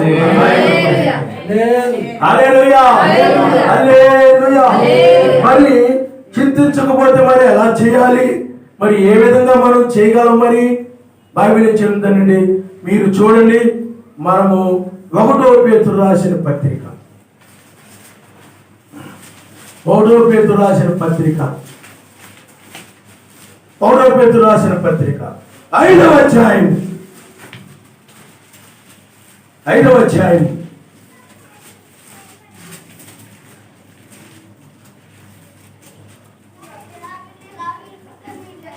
చూడమ్మా 6వ వచనం మీరు ఒకసారి చెప్పండి. సర్వశక్తిమంతుడు తగిన సమయమందు మిమ్మల్ని హెచ్చించునట్లు ఆయన బలిష్టమైన చేతి క్రింద దీన మనస్కులై ఉండుడి. ఆయన మిమ్మల్ని గూర్చి చింతించుచున్నాడు కనుక మీ చింత యావత్తు ఆయన బాధలు, నీ కష్టాలు, నీ రోగాలు, నీ సమస్యలు ప్రతిది కూడా ఆయన మీద వేయి. ఆయనకు అప్పగించేసి నువ్వు ఆనందంగా ఉండు. ఆయనే చూసుకుంటాడని, ఆయనే జరిగిస్తాడని నీవు ఆయనందు నువ్వు ఆనందిస్తా ఉండు. ఎందుకంటే ఇది ఆయనందు ఆనందించే సమయం. ఇది హల్లెలూయా. అంతేగాని చింతించే సమయము చాలా మంది, ప్రభువా త్వరగా రా ప్రభువా, ఈ బాధలు కష్టాలు నేను పడలేకపోతున్నాను ప్రభువా, త్వరగా వచ్చి నన్ను తీసుకెళ్ళి ఇల్లు ప్రభువా అని చాలా మంది చింతపడతా ఉంటారు, బాధపడతా ఉంటారు. కానీ ఆయన ఇప్పుడు రంగం మీద ఉన్నాడు వాళ్ళకి ఆయన. కాబట్టి ఇప్పుడు ఆ చింతలన్నిటిని కూడా నువ్వు ఆయనకు అప్పగించి, నీ ప్రతి ఆలోచన ఆయనకు అప్పగించేసి, నువ్వు దేని గురించి ఆలోచించకుండా ఆయనకు అప్పగించేసి, అంటే ఈ లోక సంబంధమైన వాటి గురించి కానీ దేనిని గురించి అయినా కానీ ఆయనకు అప్పగించి ఆయన ఆనందిస్తూ ఉండవచ్చు. హింసించిన, శ్రమ పెట్టినా, బాధ పెట్టినా ఆయన ఎందుకు ఆనందిస్తుంది. దేవుడు వాళ్ళని హింసించారు, వాళ్ళని బాధ పెట్టారు, వాళ్ళని శ్రమ పెట్టారు, నా మీద నిందలేసారు, రకరకాలుగా అన్నారు. అనే చింతలన్నీ కూడా ఆయన మీద వేసి నువ్వేం చేయాలి? ఆయన నువ్వు ఆనందిస్తూ దానిలో ప్రవేశించుడని చెప్పిన నమ్మకమైన వారులారా, నమ్మకముగా పనిచేసిన వారులారా, నమ్మకమైన దాసులారా, పరిశుద్ధాత్మ ఆనందంలో మీరు ప్రవేశించండి. న్యాయాధిపతి పరిశుద్ధాత్మ ఆనందాన్ని తీసుకొచ్చి న్యాయాధిపతిగా ఆయన చెప్తున్నది ఏమిటంటే పరిశుద్ధాత్మ ఆనందంలో ప్రవేశించండి. అప్పుడు నువ్వు నీతి సమాధానం పరిశుద్ధాత్మ ఆనందం. ఆ పరిశుద్ధాత్మ ఆనందం ఏ విధంగా వస్తుందో చెప్పండి. నీ చింతలన్నీ కూడా ఆయనకు అప్పగించేసి ఆయన యందు ఆనందిస్తూ ఉండాలి. అందుకని ఆ పిలిపిలకు రాసిన పత్రికలోని ఆ యొక్క ఏ విధంగా ఆయనకు అప్పగించాలో అక్కడ రాయబడింది. ఒకసారి మనము ఆ పిలిపిలకు రాసిన పత్రిక 4వ అధ్యాయం 6వ వచనం మనం ఒకసారి చదువుకున్నాం. దేనిని గురించి చింతపడకూడదు కానీ ప్రతి విషయంలోనూ ప్రార్థన విజ్ఞాపనల చేత కృతజ్ఞతాపూర్వకంగా మీ విన్నపములు సర్వశక్తిమంతునికి తెలియచేయండి.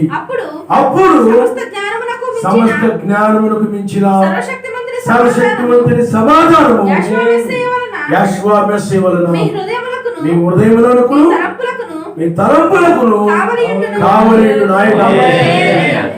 హల్లెలూయా. కాబట్టి చూడండి, ఎప్పుడైతే పిల్లారా నీకు ఏదైనా ఒక సమస్య వచ్చిందనుకోండి, దాని గురించి నాకు ఈ సమస్య వచ్చిందని కూర్చొని ఆ మంచం కడ్డంగా పడిపోయి, లేకపోతే ఆ మూలకు జారిపడిపోయి ఇలాగని బాధపడిపోయి దాని గురించి ఆలోచిస్తా పదే ఆలోచిస్తా ఉండిపోవడం కాదు. నిజమైన క్రైస్తవుడు ఎప్పుడు అలా చేయడు. ఆయన సన్నిధికి వస్తాడు. మీరు ఏదైనా వచ్చినప్పుడు వెంటనే ఆయన దగ్గరికి రావాలి. ఇక్కడైతే చెప్తున్నారు అన్నమాట. వాక్యం ఏం చెప్పబడతా ఉందండి, దేని గురించి చింతపడకూడదు కానీ ప్రతి విషయంలోనూ ప్రార్థన విజ్ఞాపనల చేత కృతజ్ఞతా పూర్వకంగా మీ విన్నపములు సర్వశక్తిమంతునికి తెలియచేయండి. మీ విన్నపాన్ని పిల్లారా, మీ విజ్ఞాపనల్ని ప్రార్థన విజ్ఞాపనల్ని అంటే నాయనా ఫలానప్పుడు అంటే కృతజ్ఞతాపూర్వకంగా అన్నాడు. అంటే ఫలానప్పుడు నేను ఇలాంటి సమస్యల్లో ఉన్నప్పుడు మీరు నాకు సహాయం చేశారు, అందుకు వేలాది కొలది వందనాలు అని ఆయనకు అని ఇప్పుడు నీకు స్తోత్రాలు నాయన. ఇప్పుడు కూడా నేను ఒక సమస్య కలిగి ఉన్నా, దానిని కూడా నువ్వు తీర్చగలిగిన లేకపోతే నెరవేర్చగలిగిన సమర్థులు నీవే అని చెప్పి ఆ సమస్యను ఆయన అప్పగించి నువ్వు ఆయన ఆనందిస్తూ ప్రార్థన జ్ఞాపనల చేత ఏం చేయాలి చెప్పండి, కృతజ్ఞతాపూర్వకంగా నీ విన్నపాన్ని ఆయనకి తెలియజేసి పరిశుద్ధాత్మేందు ఆనందిస్తూ ఉన్నాడు. అందుకు ఆయన అంటాడు అక్కడ, అప్పుడు సమస్త జ్ఞానం ఇచ్చిన సమాధానము యెహోవా మెస్సీ వలన మీ హృదయములను మీ తలంపులు కావలి ఉండును. ఆ సమాధానం అనేది కావలిగా ఉంటుంది. ఎప్పుడైతే నువ్వు విజ్ఞాపన చేస్తావు, ఇప్పుడు ఆయన నా విన్నపాన్ని ఆయన తెలియజేశాడు అని అప్పుడు ఆ తెలియజేసిన దాన్ని బట్టి నీలో నీ సమాధానం, ఆ సమాధానాన్ని బట్టి నువ్వు ఏం చేస్తావు చెప్పండి, ఆయన నువ్వు ఆనందిస్తావు. విజ్ఞాపన ఆయన చెప్పాలి, ఆయన తెలియజేయాలి, ఆయన ఎందుకు నువ్వు ఆనందించాలి. అంతేగాని కై మరి ఆ భర్త మీదకో భార్య మీదకో పిల్లల మీదకో ఏం చేస్తావు చెప్పండి, లేకపోతే ఆ బంధువుల మీదకో వెళ్ళిపోతుంటారు. కానీ నువ్వేం చేయాలి, ప్రార్థన చేయాలి.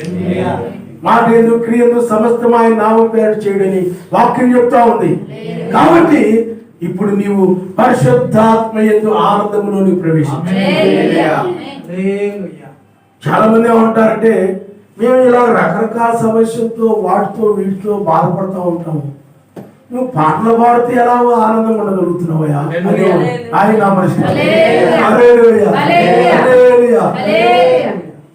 అలా అంటారు. మిమ్మల్ని కూడా నన్ను అలాగనే మేము అదని ఇదని రకరకాల తలబాదుకున్నాం, తలతో బాధపడిపోతున్నాడు బాబు. ఆ సమస్య ఈ సమస్యలు ఆ చింతలు ఈ చింతలతోటి మనశ్శాంతితో లేదు. అసలు నేనేం చేస్తానంటే ఆయనే చూసుకొనును, ఈయనే ప్రతి దానిని కూడా ఆయన నేను ఆలోచించకుండా ప్రార్థన విజ్ఞాపన ద్వారా ఆయనకు తెలియజేసి ఆ విన్నపాన్ని ఆయన తెలియజేసి ఆయనలో ఆనందిస్తూ ఉంటాను. అంతేగాని బాధపడుతూ విచారిస్తూ దాని గురించి కుమిలిపోతూ నా బతుకేంటి, నా జీవితం ఏంటి, అందరి సంసారాలు బాగానే ఉన్నాయి, మా సంసారమే బాగలేదు, నేను దిక్కులేదు దాన్ని, అలాంటి దాన్ని, ఇలాంటి దాన్ని, లేదా అలాంటి వాడిని, ఇలాంటి వాడిని అని కాదు. నువ్వేం చేయాలి చెప్పండి? ఆయనకు అప్పగించేసి ఆయనను ఆనందిస్తూ ఉండాలి. ఎందుకంటే నేను అడిగినది మీరు పొట్టుకున్నట్లుగా ఉండేది బైబిల్. ఎప్పుడైతే నువ్వు ఆ విజ్ఞాపన ఆయనకు తెలియజేశావు, ఇంకా దాని విషయంలో నువ్వు సందేహించకుండా ఆయన నాకు ఇచ్చాడన్నట్టుగా నువ్వు ఉండాలి, అది పొందుకున్నట్టుగా నువ్వు ఆనందిస్తూ ఉండాలి. దేనిని గురించి నువ్వు చింతించక ఆ చింతలని కూడా ఆయన మీద వేసి నీవు ఆయన ఎందు ఆనందిస్తూ ఉండాలి. ఆయన వాక్యాన్ని బట్టి, ఆ దేశాన్ని బట్టి, ఆయన కృపను బట్టి, ఆయన నీ యొక్క పితరులను బట్టి, ఆయన యొక్క కలుగు చేసే రక్షణను బట్టి, ఆయన ఇచ్చే మహిమ శరీరాన్ని బట్టి, వీటన్నిటిని బట్టి నువ్వేం చేయాలంటే ఆనందిస్తుంది. ఆనందము ఎవరికి లేని ఆనందం నీకు ఉంటుంది. ఎవరికి లేని ఆనందం. కాబట్టి గొప్ప ఆనందము, గొప్ప ఆనందము, గొప్ప సంతోషము. అందుకని బైబిల్ ఏం చెప్తుందనంటే ఎల్లప్పుడూ ఆయన యందు ఆనందించుడి. ఎల్లప్పుడూ అన్నాడు ఆయన. ఒక గంట చాలే. చాలా మంది ఏం చేస్తారంటే ఆరాధనలో ఉన్నప్పుడు, ప్రార్థనలో ఉన్నప్పుడు ఆ యొక్క ఆనందిస్తారు. ఇంటికి వెళ్ళిపోయిన తర్వాత ఆనందం ఉండదు, ఏమి ఉండదు. ఆయన ఆనందం ఉండదు, ఏమి ఉండదు. కొంతమంది ఏం చేస్తారంటే మంచి వార్త విన్నప్పుడు, మంచి విషయాలు విన్నప్పుడు ఆనందిస్తారు, మళ్ళీ తర్వాత ఆనందం ఉండదు. కానీ ఇప్పుడు ఆయన వచ్చి ఉన్నాడు కనుక, ఆయన వేకు నక్షత్రముగా ఉన్నాడు కనుక ఇప్పుడు నీవు ఈ రక్షణను బట్టి, ఉగ్రత నుండి ఆయన తప్పిస్తున్న దానిని బట్టి, ఆయన బట్టి నువ్వేం చేయాలి? ఆనందిస్తూ ఉండాలి. ఎందుకంటే ఈ ఆనందము నిత్యం ఉండేటువంటిది కాబట్టి. అందుకని ఎల్లప్పుడూ ఆ దేశంలో, రాబోయే దేశంలో ఎల్లప్పుడూ ఎలాగ ఆనందిస్తారో ఇప్పుడు కూడా అలాగే ఆనందిస్తూ ఉండాలి. ఎందుకంటే న్యాయాధిపతి ఆనందాన్ని తీసుకొచ్చి వర్తమానాన్ని బట్టి నీకేం జరుగుతుంది? ఈ శరీరం విమోచించబడి ఆ మహిమ శరీరాన్ని పొందుకోబోతున్నావంటే, మధ్యమైన శరీరాన్ని విడిచి అమర్చమైన శరీరాన్ని ధరించుకోబోతున్నావంటే, ఎక్కినము ఈ లోకం మీద ఉగ్రత రాబోతుంది అంటే ఈ మాటలు బట్టి నీకేం జరుగుతుందంటే ఆనందం కలుగుతా ఉంది. ఇక లోకం నాశనం కాబోతుంది, ఇప్పుడు నన్ను ఆయన ఎక్కినమని పిలుస్తున్నాడు. ఆయన పైకి ఆయన్ని ఎక్కినమని పిలుస్తున్న బోరత్వాన్ని వింటున్నప్పుడు, ఇప్పుడు ఈ తెల్లవారుజామును వింటున్నప్పుడు ఆయన దగ్గరికి ఎక్కి వెళ్ళాలని ఆ స్వరాన్ని బట్టి నీకు ఆనందం వస్తా ఉంటుంది. అది ఒక రోజు కాదు, 2 రోజులు కాదు, ఎప్పుడు రాత్రి మగుళ్ళు ఆనందిస్తారు. రాత్రి మగుళ్ళు ఎవరికి వాళ్ళే ఆనందిస్తాం. ఆనందించేవారే అర్థపడతారు. పరిశుద్ధాత్మ మీద ఆనందించేవారి పైకి మిగతా వాళ్ళు లోక విచారాలు, ఐక్య విచారాలు, ఈ జీవన సంబంధించిన విచారాలు, రకరకాల చింతలు, బాధలు, ఆలోచనలు, బాబోయ్ ఈ సమస్యతో తల వాసిపోతుందంటారు చాలా. ఈ టైప్ వాళ్ళందరూ కూడా ప్రమాదం పడిపోతారు. ఎందుకంటే లోక సంబంధమైన చింతలలోను, సమస్యలలోను, లోక ఆనందాల్లోనూ పడిపోయి ఉగ్రతలో పడిపోతారు. కాబట్టి పిల్లలు ఆలోచించండి. ఆయన ఆనందాన్ని తీసుకొచ్చాడు. ఆయన హబక్కూకులో ఒక మాట ఉంది చూడండి, 17, అది 3వ అధ్యాయం 17వ వచనం నుండి మనం చదువుకున్నాం.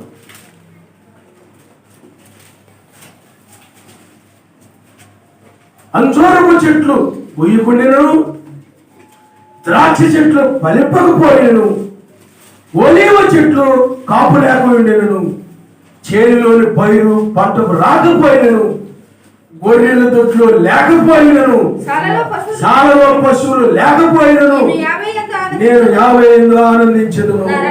నా రక్షణకర్త అయిన నా సర్వశక్తిమంతుని యందు నేను సంతోషించదును. ఎలోహిముకి యావే నాకు బలము, ఆయన నా కాళ్ళను ఏడు కాళ్ళవలె చేయును. ఉన్నత స్థలముల మీద ఆయన నన్ను నడవచేయి. హల్లెలూయా, హల్లెలూయా. అంజూరపు చెట్లు పూయకుండినను, ఆ పొలములో అంజూరపు చెట్లు ఉన్నాయి, అందరి పూలు పూసాయి, కానీ నీ పొలంలోని పువ్వులు పూయకపోవచ్చు. అయ్యో నా పొలంలో అంజూరు చెట్టు పూయలేదేంటి, ఇంకా పువ్వులు పూయలేదేంటి అని వాటిని గురించి నేను విచారించను కానీ ఆయన యందు నేను ఆనందిస్తాను. హల్లెలూయా, హల్లెలూయా. నాతోందండి ఈ లోక సంబంధి అంటే దేనిని గురించి చింతించను కానీ ఆయన యందు. అలాగే ద్రాక్ష చెట్లు ఫలింపకపోయినను ఆ పొలం గట్ల మీద కొన్ని ద్రాక్ష చెట్లు ఉన్నాయి. ఆ ద్రాక్ష చెట్లు అవి పిల్లరా ఫలింపకపోయినను, కాయలు కాయకపోయినను. అయ్యో కాయలు కాయలేదే, ఏదో 4 మొక్కలు దాని గట్టు మీద వేసాని, 4 తీగలు కర్రగట్టి, కానీ అవేమి రాలేదే. ఏమి తింటాం, ఎలా బ్రతుకుతాం అని నేను చింతించను. అంజూరపు కాయలు కాయలేదే, ఎలా తింటాను, ఏ విధంగా బ్రతుకుతాను అని నేను చింతించను. ఆయన నేను ఆనందిస్తాను. నా రక్షణకర్త అయిన ఇప్పుడు ఆయన ఎక్కిరము నాయనని పిలుస్తూ ఉన్నాడు కనుక ఆ స్వరాన్ని బట్టి నేను ఆనందిస్తాను. ఆయన బట్టి నేను ఆనందిస్తాను. ఎందుకంటే ఎక్కి వెళ్ళడానికి నేను ఆనందిస్తాను. ఆయన కలుసుకోబోతున్నందుకు నేను ఆనందిస్తున్నాను. లోకమంతం కాబోతూ ఉన్నది. ఈ ఊళ్ళతో శిక్షలో రసించుకోకుండా నేను ఎక్కిరమ్మని ఆయన పిలుస్తూ ఉన్నాను కనుక ఇప్పుడు ఆయన యందు నేను ఆనందించేదను. ఓ నీ ఇంట్లో ఏమైనా సరైనటువంటి పంట రాకపోవచ్చు, నీ జీవితం లోకరీతిగా ఫలింపు లేకపోవచ్చు, నీవు పేద స్థితిలో ఉండొచ్చు, ఏమీ లేని స్థితిలో ఉండొచ్చు. అయితే వాటన్నిటి గురించి నేను విచారించను గాని చింతించను గాని ఆయన యందు నేను ఆనందించాను. అవన్నీ ఆయనకు అప్పగించేస్తాను. ఆయనే చూసుకుంటాడు. సమస్తం ఆయనకు అప్పగిస్తాను. అందుకని బైబిల్ ఏం చెప్తుందండి, ఏమి తిందునా ఏమి త్రాగుదునా అని మీరు విచారింపడు కానీ ఆయన రాజ్యమును ఆయన నీతిని మొదటగా మీరు ఎత్తుకుని గురించి అన్ని జనులైనట్లయితే ఈ లోక సంబంధమైన వాటన్నిటి గురించి చింతిస్తూ ఉంటారు. ఈ శరీర సంబంధమైన వాటిని గురించి కూడా చింతిస్తూ ఉంటారు. నీతిమంతులు అనబడిన వారు, సమాధానము పొందిన వారు పరిశుద్ధాత్మ యందు ఆనందముతో ఆనందిస్తూ ఉంటారు. ఆయన కాలంలో నీతిని తీసుకుని వచ్చిన వాడు ఆయనే. మరలా మొదటి రాకడ దగ్గరికి వచ్చేసరికి నీతి సమాధానాన్ని తీసుకొచ్చాడు ఆయన. ఇప్పుడు రెండవ రాకడ దగ్గరకు వచ్చేటప్పుడు నీతి సమాధానం పరిశుద్ధాత్మ యందు పరిపూర్ణుడుగా ఆయన వచ్చాడు. ఆయన ఇప్పుడు నేను పరిశుద్ధాత్మ యందు ఆనందిస్తూ ఉన్నాను. అందుకని ఒలివ చెట్లు కాపు లేక ఎండినను, చేనులోని పైరు పంటకు రాకపోయినను. తినాలంటే ఏముండాలి చెప్పండి? చేనులోని పైరు పంటకు రావాలి. అది సరిగా పంటకు రాలేదు. అన్నీ కూడా పంటకు రాకుండానే చేను పైరంతా ఎండిపోయి, ఒలివ చెట్లు కూడా కాయలు కాయలేదు, కాపు లేదు. అలాగే గొర్రెలో దొడ్డులుండే, ఆ దొడ్డిలు కూడా పోయి. సారలో పశువులుండే, అవి కూడా లేవు. గొర్రెలు పోయాయి, పశువులు పోయాయి, ఒలివ చెట్లు కాపు కాయలేదు, చేలో పంట అది పండలేదు, ద్రాక్ష ఫలములు లేవు. అంతా లోకరీతిగా వ్యతిరేకంగా కనపడుతుంది. లోక సంబంధంగా అంతా కూడా కష్టంగానే కనపడతా ఉంది. అయినప్పటికీ కూడా ఆయన ఆనందించాడు. ఒలివ చెట్ల దగ్గరికి వెళితే కాపు లేదు, పోనీలే అని ద్రాక్ష చెట్ల దగ్గరికి వెళ్తే అక్కడ కాపు లేదు. అలాగే పైరు దగ్గరికి వెళితే, పొలం దగ్గరికి వెళితే అది లేదు. ఇంక ఏమి తింటాను, ఏమి త్రాగుతాను, ఎలా బ్రతుకుతాను? గొర్రెలు లేవు, గొర్రె పాలన తాగుదాం, లేదా మేక పాలన తాగుదాం, లేకపోతే గేదె పాలన తాగుదాం అనుకుంటే అవి లేవు, ఏమీ లేవు. ఏమి తిందునా ఏమి త్రాగుదునా అని విచారించను గాని నా రక్షణకర్త నేను ఆనందించాను. హల్లెలూయా. ఓ నీవు ఆయన ఎందే ఆనందించాలి. దేని గురించి కూడా మీరు చింతించొద్దు. ఎందుకనంటే ఆయన సమీపంగా లేడు గాని ఇప్పుడు ఆయన మనతో ఆయన ఉన్నాడు. ఇప్పుడు ఆయన రంగం మీద న్యాయాధిపతిగా ఉన్నాడు. ఇప్పుడు నిన్ను రక్షించడానికి ఆయన వచ్చాడు కాబట్టి ఆ రక్షణ కర్త అయినటువంటి ఆయన యందు నీవు సంతోషించము. ఈ సంతోషాన్ని తీసుకొని వచ్చాడు ఆయన. అందుకని ఆయన ఇదిగో తీర్పు ఆరంభమైంది, ఇక శరీరం విమోచించబడుతుంది, నువ్వు మధ్యాకాశాన్ని కొనుక్కోబడతావు, అక్కడ పెళ్లి విందులో ఉంటావు, లోకం ప్రమాదంలో పడబోతుందండి, ఉకృతిలో పడబోతుంది. ఆ తర్వాత ఇది తీసివేయబడి ఒక 1000 ఏళ్ల పాలన రాబోతా ఉంది. దానిలో నువ్వు నివసించబోతున్నావు అంటే ఈ మాటలు నువ్వు ఎల్లప్పుడు కొంతమందికి ఇటువంటి ఆనందం ఉండదు, అసలు వీటిని బట్టి సంతోషించరు. ఎప్పుడు కూడా మొహం మార్చుకుని లోక సంబంధం వాటిని ఆనందిస్తా ఆ విచారాలతో అలా ఉండిపోతూ ఉంటాం. సంతోషం వాళ్ళలో కనపడతాం. కానీ వాక్యం ఏం చెప్తుందండి? ఓ న్యాయాధిపతిగా ఆయన వచ్చి ఆ నమ్మకమైన వారిని ఆ సంతోషంలో ప్రవేశించాడు. కాబట్టి రేపు చుక్క వర్తమానం వలన నీకు సంతోషం ఆయన నామమున. హల్లెలూయా. కాబట్టి ఆ సంతోషము తీసుకొచ్చాడు. ఎందుకంటే నమ్మకమైనటువంటి వాడా, నమ్మకమైన దాసుడా, ఆ సంతోషంలోనికి మీరు ప్రవేశించండి. ఎక్కడ ప్రవేశించమన్నాడు చెప్పండి? ఆ సంతోషంలోనికి ప్రవేశించండి, ప్రవేశించండి అని చెప్తున్నాడు ఆయన నామమున. హల్లెలూయా, హల్లెలూయా. పిల్లరా, మనం నెహెమ్యా గ్రంథము 8వ అధ్యాయము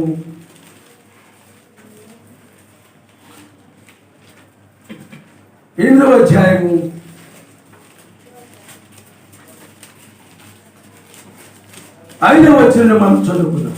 అప్పుడు ఎజ్రా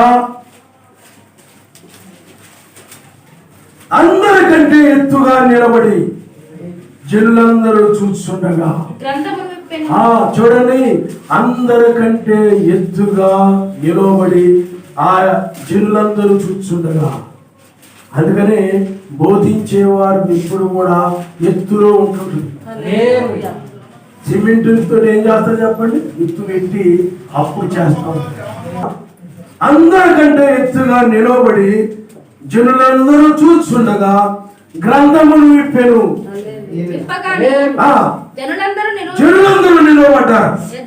ఎజ్రా మహాసర్వశక్తిమంతుడైన యావేను స్తుతింపగా జనులందరూ తమ చేతులెత్తి ఆమేన్ ఆమేన్ అని పలుకుచు నేలకు ముఖములు వంచుకొని యావేను నమస్కరించారు. హల్లెలూయా. ఏం చేశాడు చెప్పండి? వాళ్ళందరి వాళ్ళే అన్నారు. పెంతుకోస్తు సంఘాలు ఎలా ఉంటుందంటే డ్రమ్ము కొట్టగానే హల్లెలూయా హల్లెలూయా హల్లెలూయా అని అంటారు. డ్రమ్ము ఉద్యోగంలో డ్రమ్ము ఆగిపోగానే ఉండిపోతుంది. అలాగే చాలా మంది పరిస్థితి ఎలా ఉంటుందంటే ఆమె చెప్పండి ఆమె ఆమె ఆమె అంటారు. తర్వాత అయిపోయిన తర్వాత నోరు రాదు బయటికి. ఇది డ్రమ్ము లాంటి ఉద్యోగం. ఇది సరైన టైపు కాదు. పెంతుకోస్తులు అలా ఉంటారు. కానీ వీళ్ళకి చెప్పలే. ఎజ్రా నేను చెప్పేదానికల్లా మీరు ఆమె నేను చెప్పండి అని చెప్పరా? కొంతమందికి రాదు అసలు. పరిశుద్ధ హృదయాన్ని తాగితే కదా మరి. ఎప్పుడైతే ఎజ్రా మహాసర్వశక్తిమంతుడైన యావేను స్తుతింపగా జనులందరూ చేతులెత్తి, నోరుంది కదా అని ఆమె అనలేదు, చేతులెత్తి అన్నమాట. చేతులెత్తి ఒక చేయి కాదు, అది బతకనే చేయి పని చేయు. లోక సంబంధమైన వాడి పనులు మాత్రం బాగా పనిచేస్తాయి. చేతి లోక సంబంధమైన మాటలు మాట్లాడమంటే నోరు భలే వచ్చేస్తుంది. దేనికైనా జవాబు చెప్పాలనుకోండి టక్కని లెగిసిపోయి అందుకొని చెప్పేస్తారు. ఒకరిని అడిగారు అనుకోండి, ముగ్గురు లెగిసిపోయి నలుగురు లెగిసిపోయి అలా కాదు ఇలా కాదని మాట్లాడేస్తారు. ఏ విషయానికైనా బాగానే స్పందిస్తారు. కదిలిస్తే బాగా పనిచేస్తుంది లోపల హృదయం. కానీ ఆయన మాట దగ్గరికి వచ్చేటప్పటికి రెండు చేతులు ఎత్తి ఆమెనని చెప్పడానికి ఈ రోజుల్లో మనుషులకు చేతులు. అలా చెప్పినా కానీ మార్చుకోరు. కానీ ఇక్కడ వీళ్ళు ఏం చేస్తున్నారు చెప్పండి? ఎవరు చెప్పకముందే ఎజ్రా మహాసర్వశక్తిమంతుడు యావేని స్తుతింపగా హల్లెలూయా ఆమేన్ హల్లెలూయా అనగానే అందరూ ఏమన్నారు చెప్పండి? రెండు చేతులు పైకెత్తి ఏమన్నారు అన్నవారు నాకు చేతులు ఊపినట్టు ఆవులు ఊపుతా ఉంటాయి. ఆమేన్ అన్నాడు అందరూ. ఆమేన్ ఆమేన్ అని చెప్పి మరి నువ్వు చేయాలి. మరి నువ్వు చేస్తున్నావా? నువ్వు పాటిస్తున్నావా? నేను చాలా కరెక్ట్ గా ఉన్నాను, పర్వాలేదు, నేను బాగానే ఉన్నాను అభిప్రాయపడు. ప్రతి చిన్నది కూడా లెక్కలోకి వస్తాయి. ఆమె మాట ఎలా చెప్పాలి చెప్పండి? రెండు చేతులు పై ఒక చెయ్యి కాదు, ఒక చెయ్యి ఎత్తి ఒక చెయ్యి ఎత్తకుండా చెప్తున్నారంటే వారిలో ఏమి జరిగిందనంటే ఒక చెయ్యి కుంటి చెయ్యని, ఒక చెయ్యి మంచి చెయ్యి. రెండు చేతులు ఎత్తి ఆమెన్ అని చెప్పాడు. ఆయన చెప్పలే, అసలు చెప్పలా. మరి ఆ జనులారా చెప్పాడు. మరి నువ్వు చెప్తున్నావు అలాగా? ఆలోచన చెయ్యాలి. ఆమెన్ అన్నారు. ఆమెన్ ఆమెన్ అని రెండు చేతుల పైకెత్తి ఆయన్ని ఆమెన్ ఆమెన్ అని, అందుకని ఆమెన్ అని వాడు చెప్పు సంగతులు ఏమనగా అన్నది బైబిల్. ఆ గ్రంథం ఇప్పి సర్వశక్తిమంతుని స్తుతింపగా జనులందరూ తమ చేతులెత్తి ఆమెన్ అని పలుకుచు నేలకు ముఖమును వంచుకొని యావేకు నమస్కరించారు. నిలబడిన జనులందరూ కూడా ఆమెన్ ఆమెన్ అని నేలకు వంగి నమస్కరించారు. అంతగా ఏకమైపోయారు. ఆయనలో నువ్వు ఏకమైపోయినప్పుడే రెండు చేతులు చెప్తావు. ఆయన నువ్వు ఏకమవలేదనుకో, ఆ వాక్యం నువ్వు ఏకమవలేదనుకో, ఆమెని మాట రాదు. నీ అంతటి నీకు రాదు, నీ అంతటి నువ్వు చెప్పలేవు. ఆ ఏకమైన వారు మాత్రమే చెప్తారు. వెళ్ళిన వాక్యం ఎవరితో ఏకమవుతుందో వారు ఆమెనని చెప్తారు. వారు వాక్యం ఏకమైనప్పుడు ఆమెననే మాట బయటకు వస్తాయి. కాబట్టి అప్పుడు చూడండి, ఆ జనులు ఇలాగు నిలబడుచుండగా యేషువా బాని, షెరేబ్యా, యామీను, అక్కూబు, షెబెత్తై, హోదియా, మయసేయా, కెలీటా, అజర్యా, యోజాబాదు, హానాను, పెలాయిలును, లేవీయులను ధర్మశాస్త్రం యొక్క తాత్పర్యమును తెలియజెప్పి ఇటువలనే వారు సర్వశక్తిమంతుని గ్రంథమును స్పష్టముగా చదివి వినిపించి జనులు బాగా గ్రహించినట్లు దానికి అర్థము చెప్పి జనులందరూ ధర్మశాస్త్ర గ్రంథము మాటలు మొదలు పెట్టగా అధికారి అయిన యెహమ్యాయు, యాజకుడును, శాస్త్రీయును, యెజ్రాయిను జనులకు బోధించు లేవీయులను మీరు దుఃఖపడవద్దు, ఏడవద్దు. ఈ దినము మీ సర్వశక్తిమంతుడి యావేకు ప్రతిష్ఠిత దినమని జనులతో చెప్పి మరియు అతడు వారితో ఇట్లా పదండి, కొవ్విన మాంసం భక్షించుడి, మధురమైన దాన్ని పానము చేయండి. ఇది వరకు తమ కొరకు ఏమీ సిద్ధము చేసుకొని వారికి వంతులు పంపించుడి. ఏలయనగా ఈ దినము మన ఎలోహిమునకు ప్రతిష్ఠితమాయెను. మీరు దుఃఖపడకుడి, యావేయందు ఆనందించుడి వలన మీరు బలము నొందెదరు. కాబట్టి పిల్లారా ఆలోచన చేయండి. ఆమెన్ ఆమెన్ అన్నా. ఇప్పుడు మనుషులైతే చెప్పింది కాసేపు మర్చిపోతారు. చెప్పడం వల్ల మర్చిపోయి మళ్ళీ చెప్పడం, మళ్ళీ గుర్తు చేయాలి. గుర్తు చేసిన కొంతమంది చెప్పరు. ఎందుకంటే అలా చెప్పామనుకుంటే పాస్టర్ గారి మాట విన్నట్టు అయిపోద్ది, అందరిలో మనం లోకుమైపోతాం. కాబట్టి మనం చెప్పకుండా ఉంటే బాగుంటుంది. అప్పుడు మన గౌరవం ఉంటుంది, మనం తక్కువ కాకుండా ఉంటుంది. పిల్లారా, ఆమెన్ అనే మాట అది ఎక్కడి నుండి వచ్చింది చెప్పండి? ఉదయములో నుండి వచ్చింది, ఆత్మ ద్వారా వచ్చింది. అంతేగా? అప్పుడు ఆ యొక్క గ్రంథము తెరిచినప్పుడు, ఆ మాటలు చదివి వివరించినప్పుడు, వాటికి అర్థము చెప్పినప్పుడు వాళ్ళందరూ కూడా ఏడుపు వచ్చేసింది. ఆ మాటలను బట్టి వాళ్ళందరూ కూడా దుఃఖం వచ్చేసి ఏడవడం ఆరంభించారు. అప్పుడు ఇది యావేకు ప్రతిష్ఠిత దినం. మీరు ఈ దినములో మీరు ఏడవకూడదు, ఆయన యందు మీరు ఆనందించడం వలన మీరు బలం పొందుతారని చెప్పి. అర్థమైందా? ఆయన యందు మీరు బలం పొందుతారు, ఆయన యందు మీరు ఆనందించడం ద్వారా. కాబట్టి ఇప్పుడు కూడా ఆయన న్యాయాధిపతిగా వచ్చి ఇప్పుడు 7వ ముద్రను ఆయన తెరిచినప్పుడు, 7వ ముద్ర తెరబడినప్పుడు ఆమెను ఆయన వదులుతుంది. మౌనంగా ఉంటుంది, దాని నోరు బయటికి రాదు, దాని నోరు నొక్కేస్తుంది. వదిలే చేసి చెప్పండి ఆమేన్ ఆమేన్. 7వ ముద్ర తెరబడినప్పుడు 7వ ముద్ర ఆయన న్యాయాధిపతిగా ఆయన కనబరుచుకుంటూ ఉన్నారు. అప్పుడు తీర్పు కనబడతా ఉంది, వధువుకు పునరుద్ధానం కనబడతా ఉంది, వివాహం నాశనం కాబోయే విషయం కనబడతా ఉంది. అప్పుడు వధువు తెరబడినప్పుడు ఆమేన్. ఎవరికైనా ఎంత కాలముగానో మర్మముగా ఉంచబడినటువంటిది 1963లో కూడా ఆ రాకడ 7వ ముద్రని తెలియజేయబడింది తప్ప, కానీ ఆ రాకడ జరగలేదు కాబట్టి ఆ ముద్ర కూడా ఇవ్వబడదు.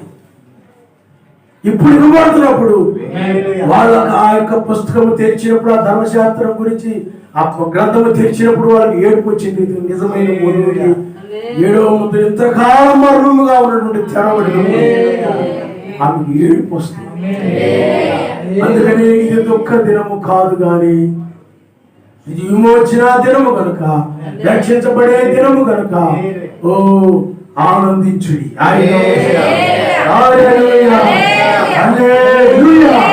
ఆ తర్వాత చూడండి పిల్లరా, 11వ వచనం మనం చదువుకుందాం. అలాగున లేవీయులు జనులందరినీ ఓదార్చి మీరు దుఃఖము మానుడి, ఇది పరిశుద్ధ దినము, మీరు దుఃఖపడకూడదని వారితో అనిరి.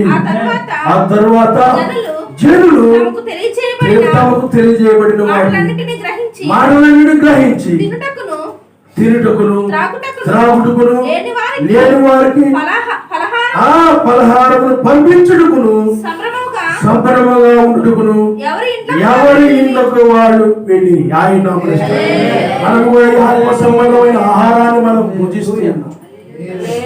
7వ ముద్ర అది మరుగైన మన్నా, దానిని మనము భుజిస్తూ ఉన్నాం. 7 ఉరుముల ద్వారా 7వ ముద్ర తెరవడం మనం చూస్తాం, వాటి మర్మాలను మనం చూస్తాం. కాబట్టి పిల్లరా, మనము వీటిని భుజిస్తా ఉన్నాం. హల్లెలూయా. ఆనాడు వాళ్ళు ఏంటంటే లోక సంబంధమైన వాటిని బట్టి ఆనందించారు. నీవైనట్లయితే ఆత్మ సంబంధమైన ఆహారాన్ని బట్టి ఈ దినము పిల్లారా ఆయన యొక్క ప్రతిష్ఠిత దినము. ఆయన తర్వాత 13వ వచనం నుండి 2వ దినమందు జనులందరూ పెద్దలలో ప్రధానులైన వారు యాజకులను లేవీయులను ధర్మశాస్త్ర గ్రంథమందు మాటలు వినవలని శాస్త్రి అయిన యెజ్రా యొద్దకు కూడి వచ్చి యావే మోషేకు దయచేసిన గ్రంథములో చూడగా 7వ మాసపు ఉత్సవ కాలమందు ఇశ్రాయేలీయులు పర్ణశాలలో నివాసము చేయవలని రాయబడియుట కనుగొనెను. మరియు వారు తమ పట్టణములన్నిటిలోను యెరూషలేములోను చేసి తెలియజేసేది ఏమనగా మీరు పర్వతములకు పోయి ఒలీవ చెట్ల కొమ్మలను అడవి ఒలీవ చెట్ల కొమ్మలను గొంజి చెట్ల కొమ్మలను ఈత చెట్ల కొమ్మలను గుబురు గల వేరు చెట్ల కొమ్మలను తెచ్చి రాయబడినట్లుగా పర్ణశాలలు కట్టవలెను.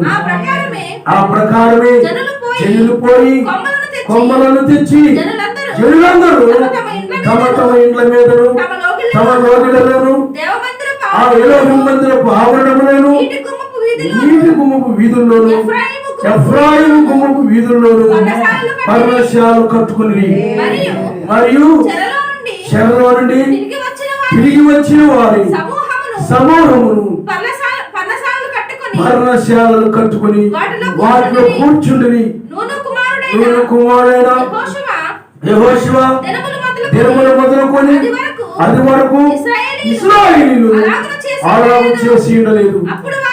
అప్పుడు వారికి బహు సంతోషము పుట్టెను. ఇదిగాక మొదటి దినము మొదలుకొని ఆ కడదినము వరకు అను దినమున యెజ్రా సర్వశక్తిమంతుని ధర్మశాస్త్ర గ్రంథమును చదివి వినిపించుచు వచ్చెను. వారు ఈ ఉత్సవమును 7 దినముల వరకు ఆచరించిన తరువాత విధి చొప్పున 8వ దినమున వారు పరిశుద్ధ సంఘముగా కూడుకుంది.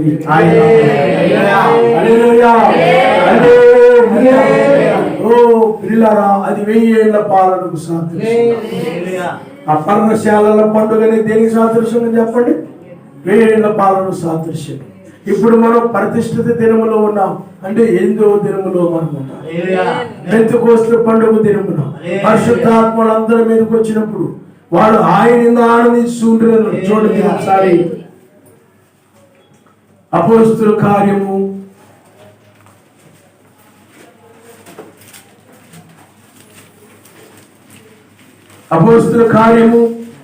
2వ అధ్యాయము 43వ వచనం మనం చదువుకున్నాం. అప్పుడు ప్రతి వారికి భయము కలిగింది మరియు అనేక కార్యములను సూచక్రియలను అపోస్తలుల ద్వారా జరిగిన విశ్వసించిన వారందరూ ఏకముగా కూడి తమకు కలిగినదంతయు సమిష్టిగా ఉంచుకొని ఇదిగాక వారు తమ చరాస్తులను అమ్మి అందరికి వారి అక్కడ కొరకు పంచిపెట్టి మరియు అనేక మనుషులై ప్రతి దినము దేవాలయములో ఆలయములో తప్పక కూడుకొనుచు ఇంటింటా రొట్టె విడుచు సర్వశక్తిమంతుని స్తుతించుచు ప్రజలందరి వలన దయ పొందిన వారి ఆనందముతోను నిష్కపటమైన హృదయముతోను ఆహారం పుచ్చుకొనుచుండిరి మరియు ఎలోహిం రక్షణ పొందుచున్న వారిని అనుదినము వారితో చేర్చుచుండెను. ఆయన ఏకాత్మ ఏక మనసు ఏక హృదయం కలిగి వారు సర్వశక్తిమంతుని స్తుతించుచు ఆనందముతో ఉన్నారు. ఆయన దినము, అది 50వ దినము, అది విమోచన, అది శృంగధ్వని దినమది, విమోచన దినమది.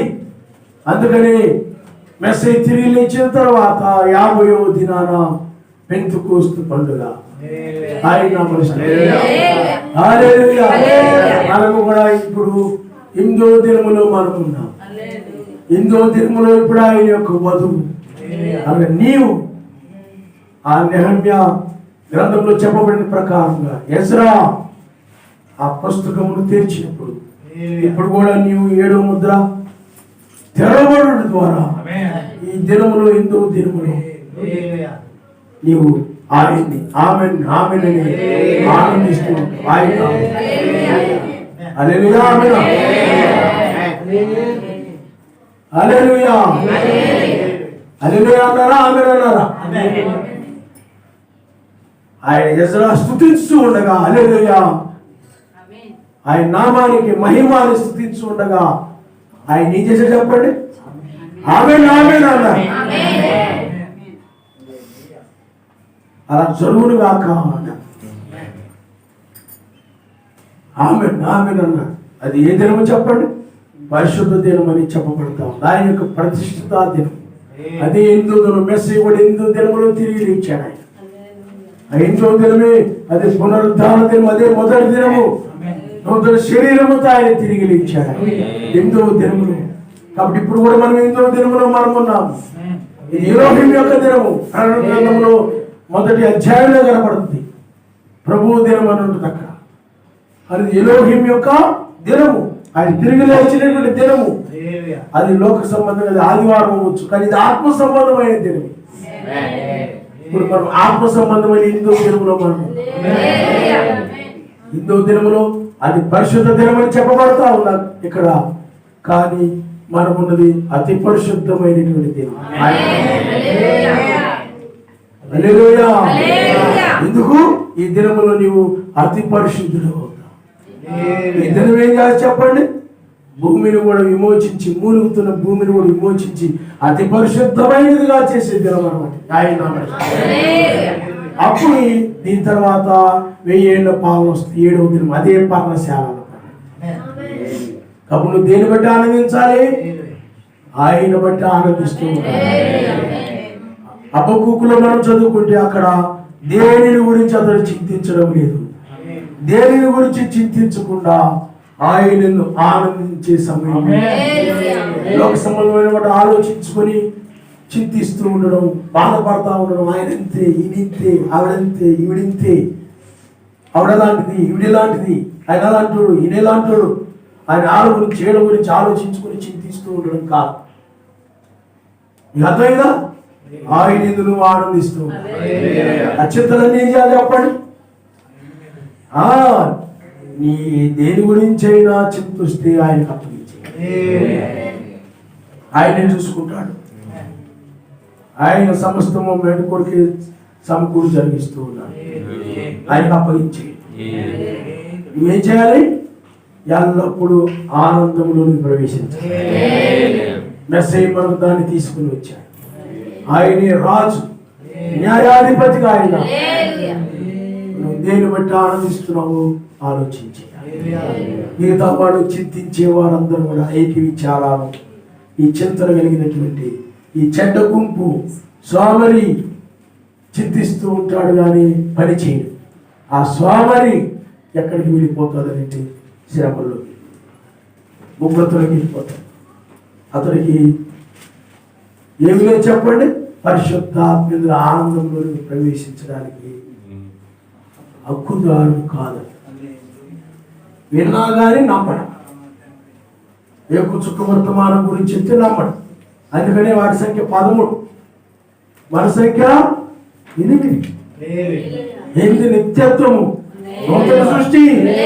అందుకని నీ దగ్గర నుండి, అందుకనే మొదటి రాకడలో చూసినట్లయితే ధర్మశాస్త్రం ముగించబడింది, కృపాకాలం వచ్చేసింది.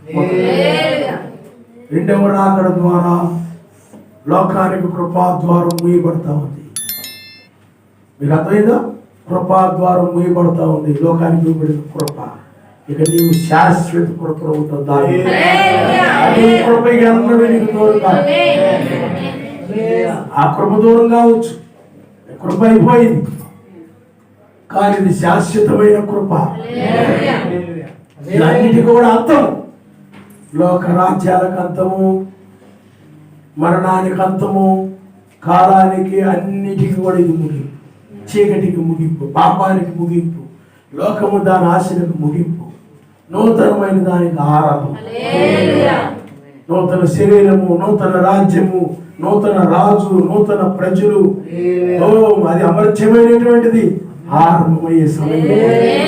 కాబట్టి ఆలోచించండి, ఆలోచించండి. న్యాయాధిపతి రంగం మీద ఉన్నాడు. ఆయన దేశాంతరంపై ఇంకా అక్కడే ఉండలేదు. ఆయన ఇదిగో వస్తున్నానని చెప్పే స్థితిలో లేడు. ఆయన ఇదిగో త్వరగా వచ్చున్నారని అప్పుడు చెప్పాడు కదా. ఇప్పుడు ఆ లేఖనం ఇప్పుడు నెరవేర్చబడింది. ఇప్పుడు ఆయన వచ్చి ఆయన ఏం చేస్తున్నాడు చెప్పండి? పరిశుద్ధాత్మ ఆనందంలోనికి నమ్మకమైన వధువును ప్రవేశించబడి. ఆయన నామనిస్తాం. హల్లెలూయా. అదే సోమరితనం కలిగిన స్త్రీ అయినట్లయితే, వధువు అయినట్లయితే ఆమె ఉగ్రతలోనికి చీకటిలోనికి తులసివేస్తారు. అక్కడ ఏడుపు పండుగ కుటి ఉండదని భయపించింది.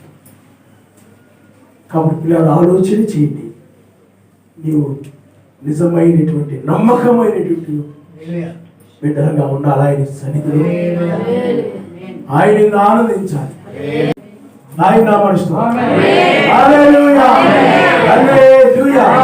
ఓ తల ఉంచుకోండి, మనం ప్రార్థన చేద్దాం.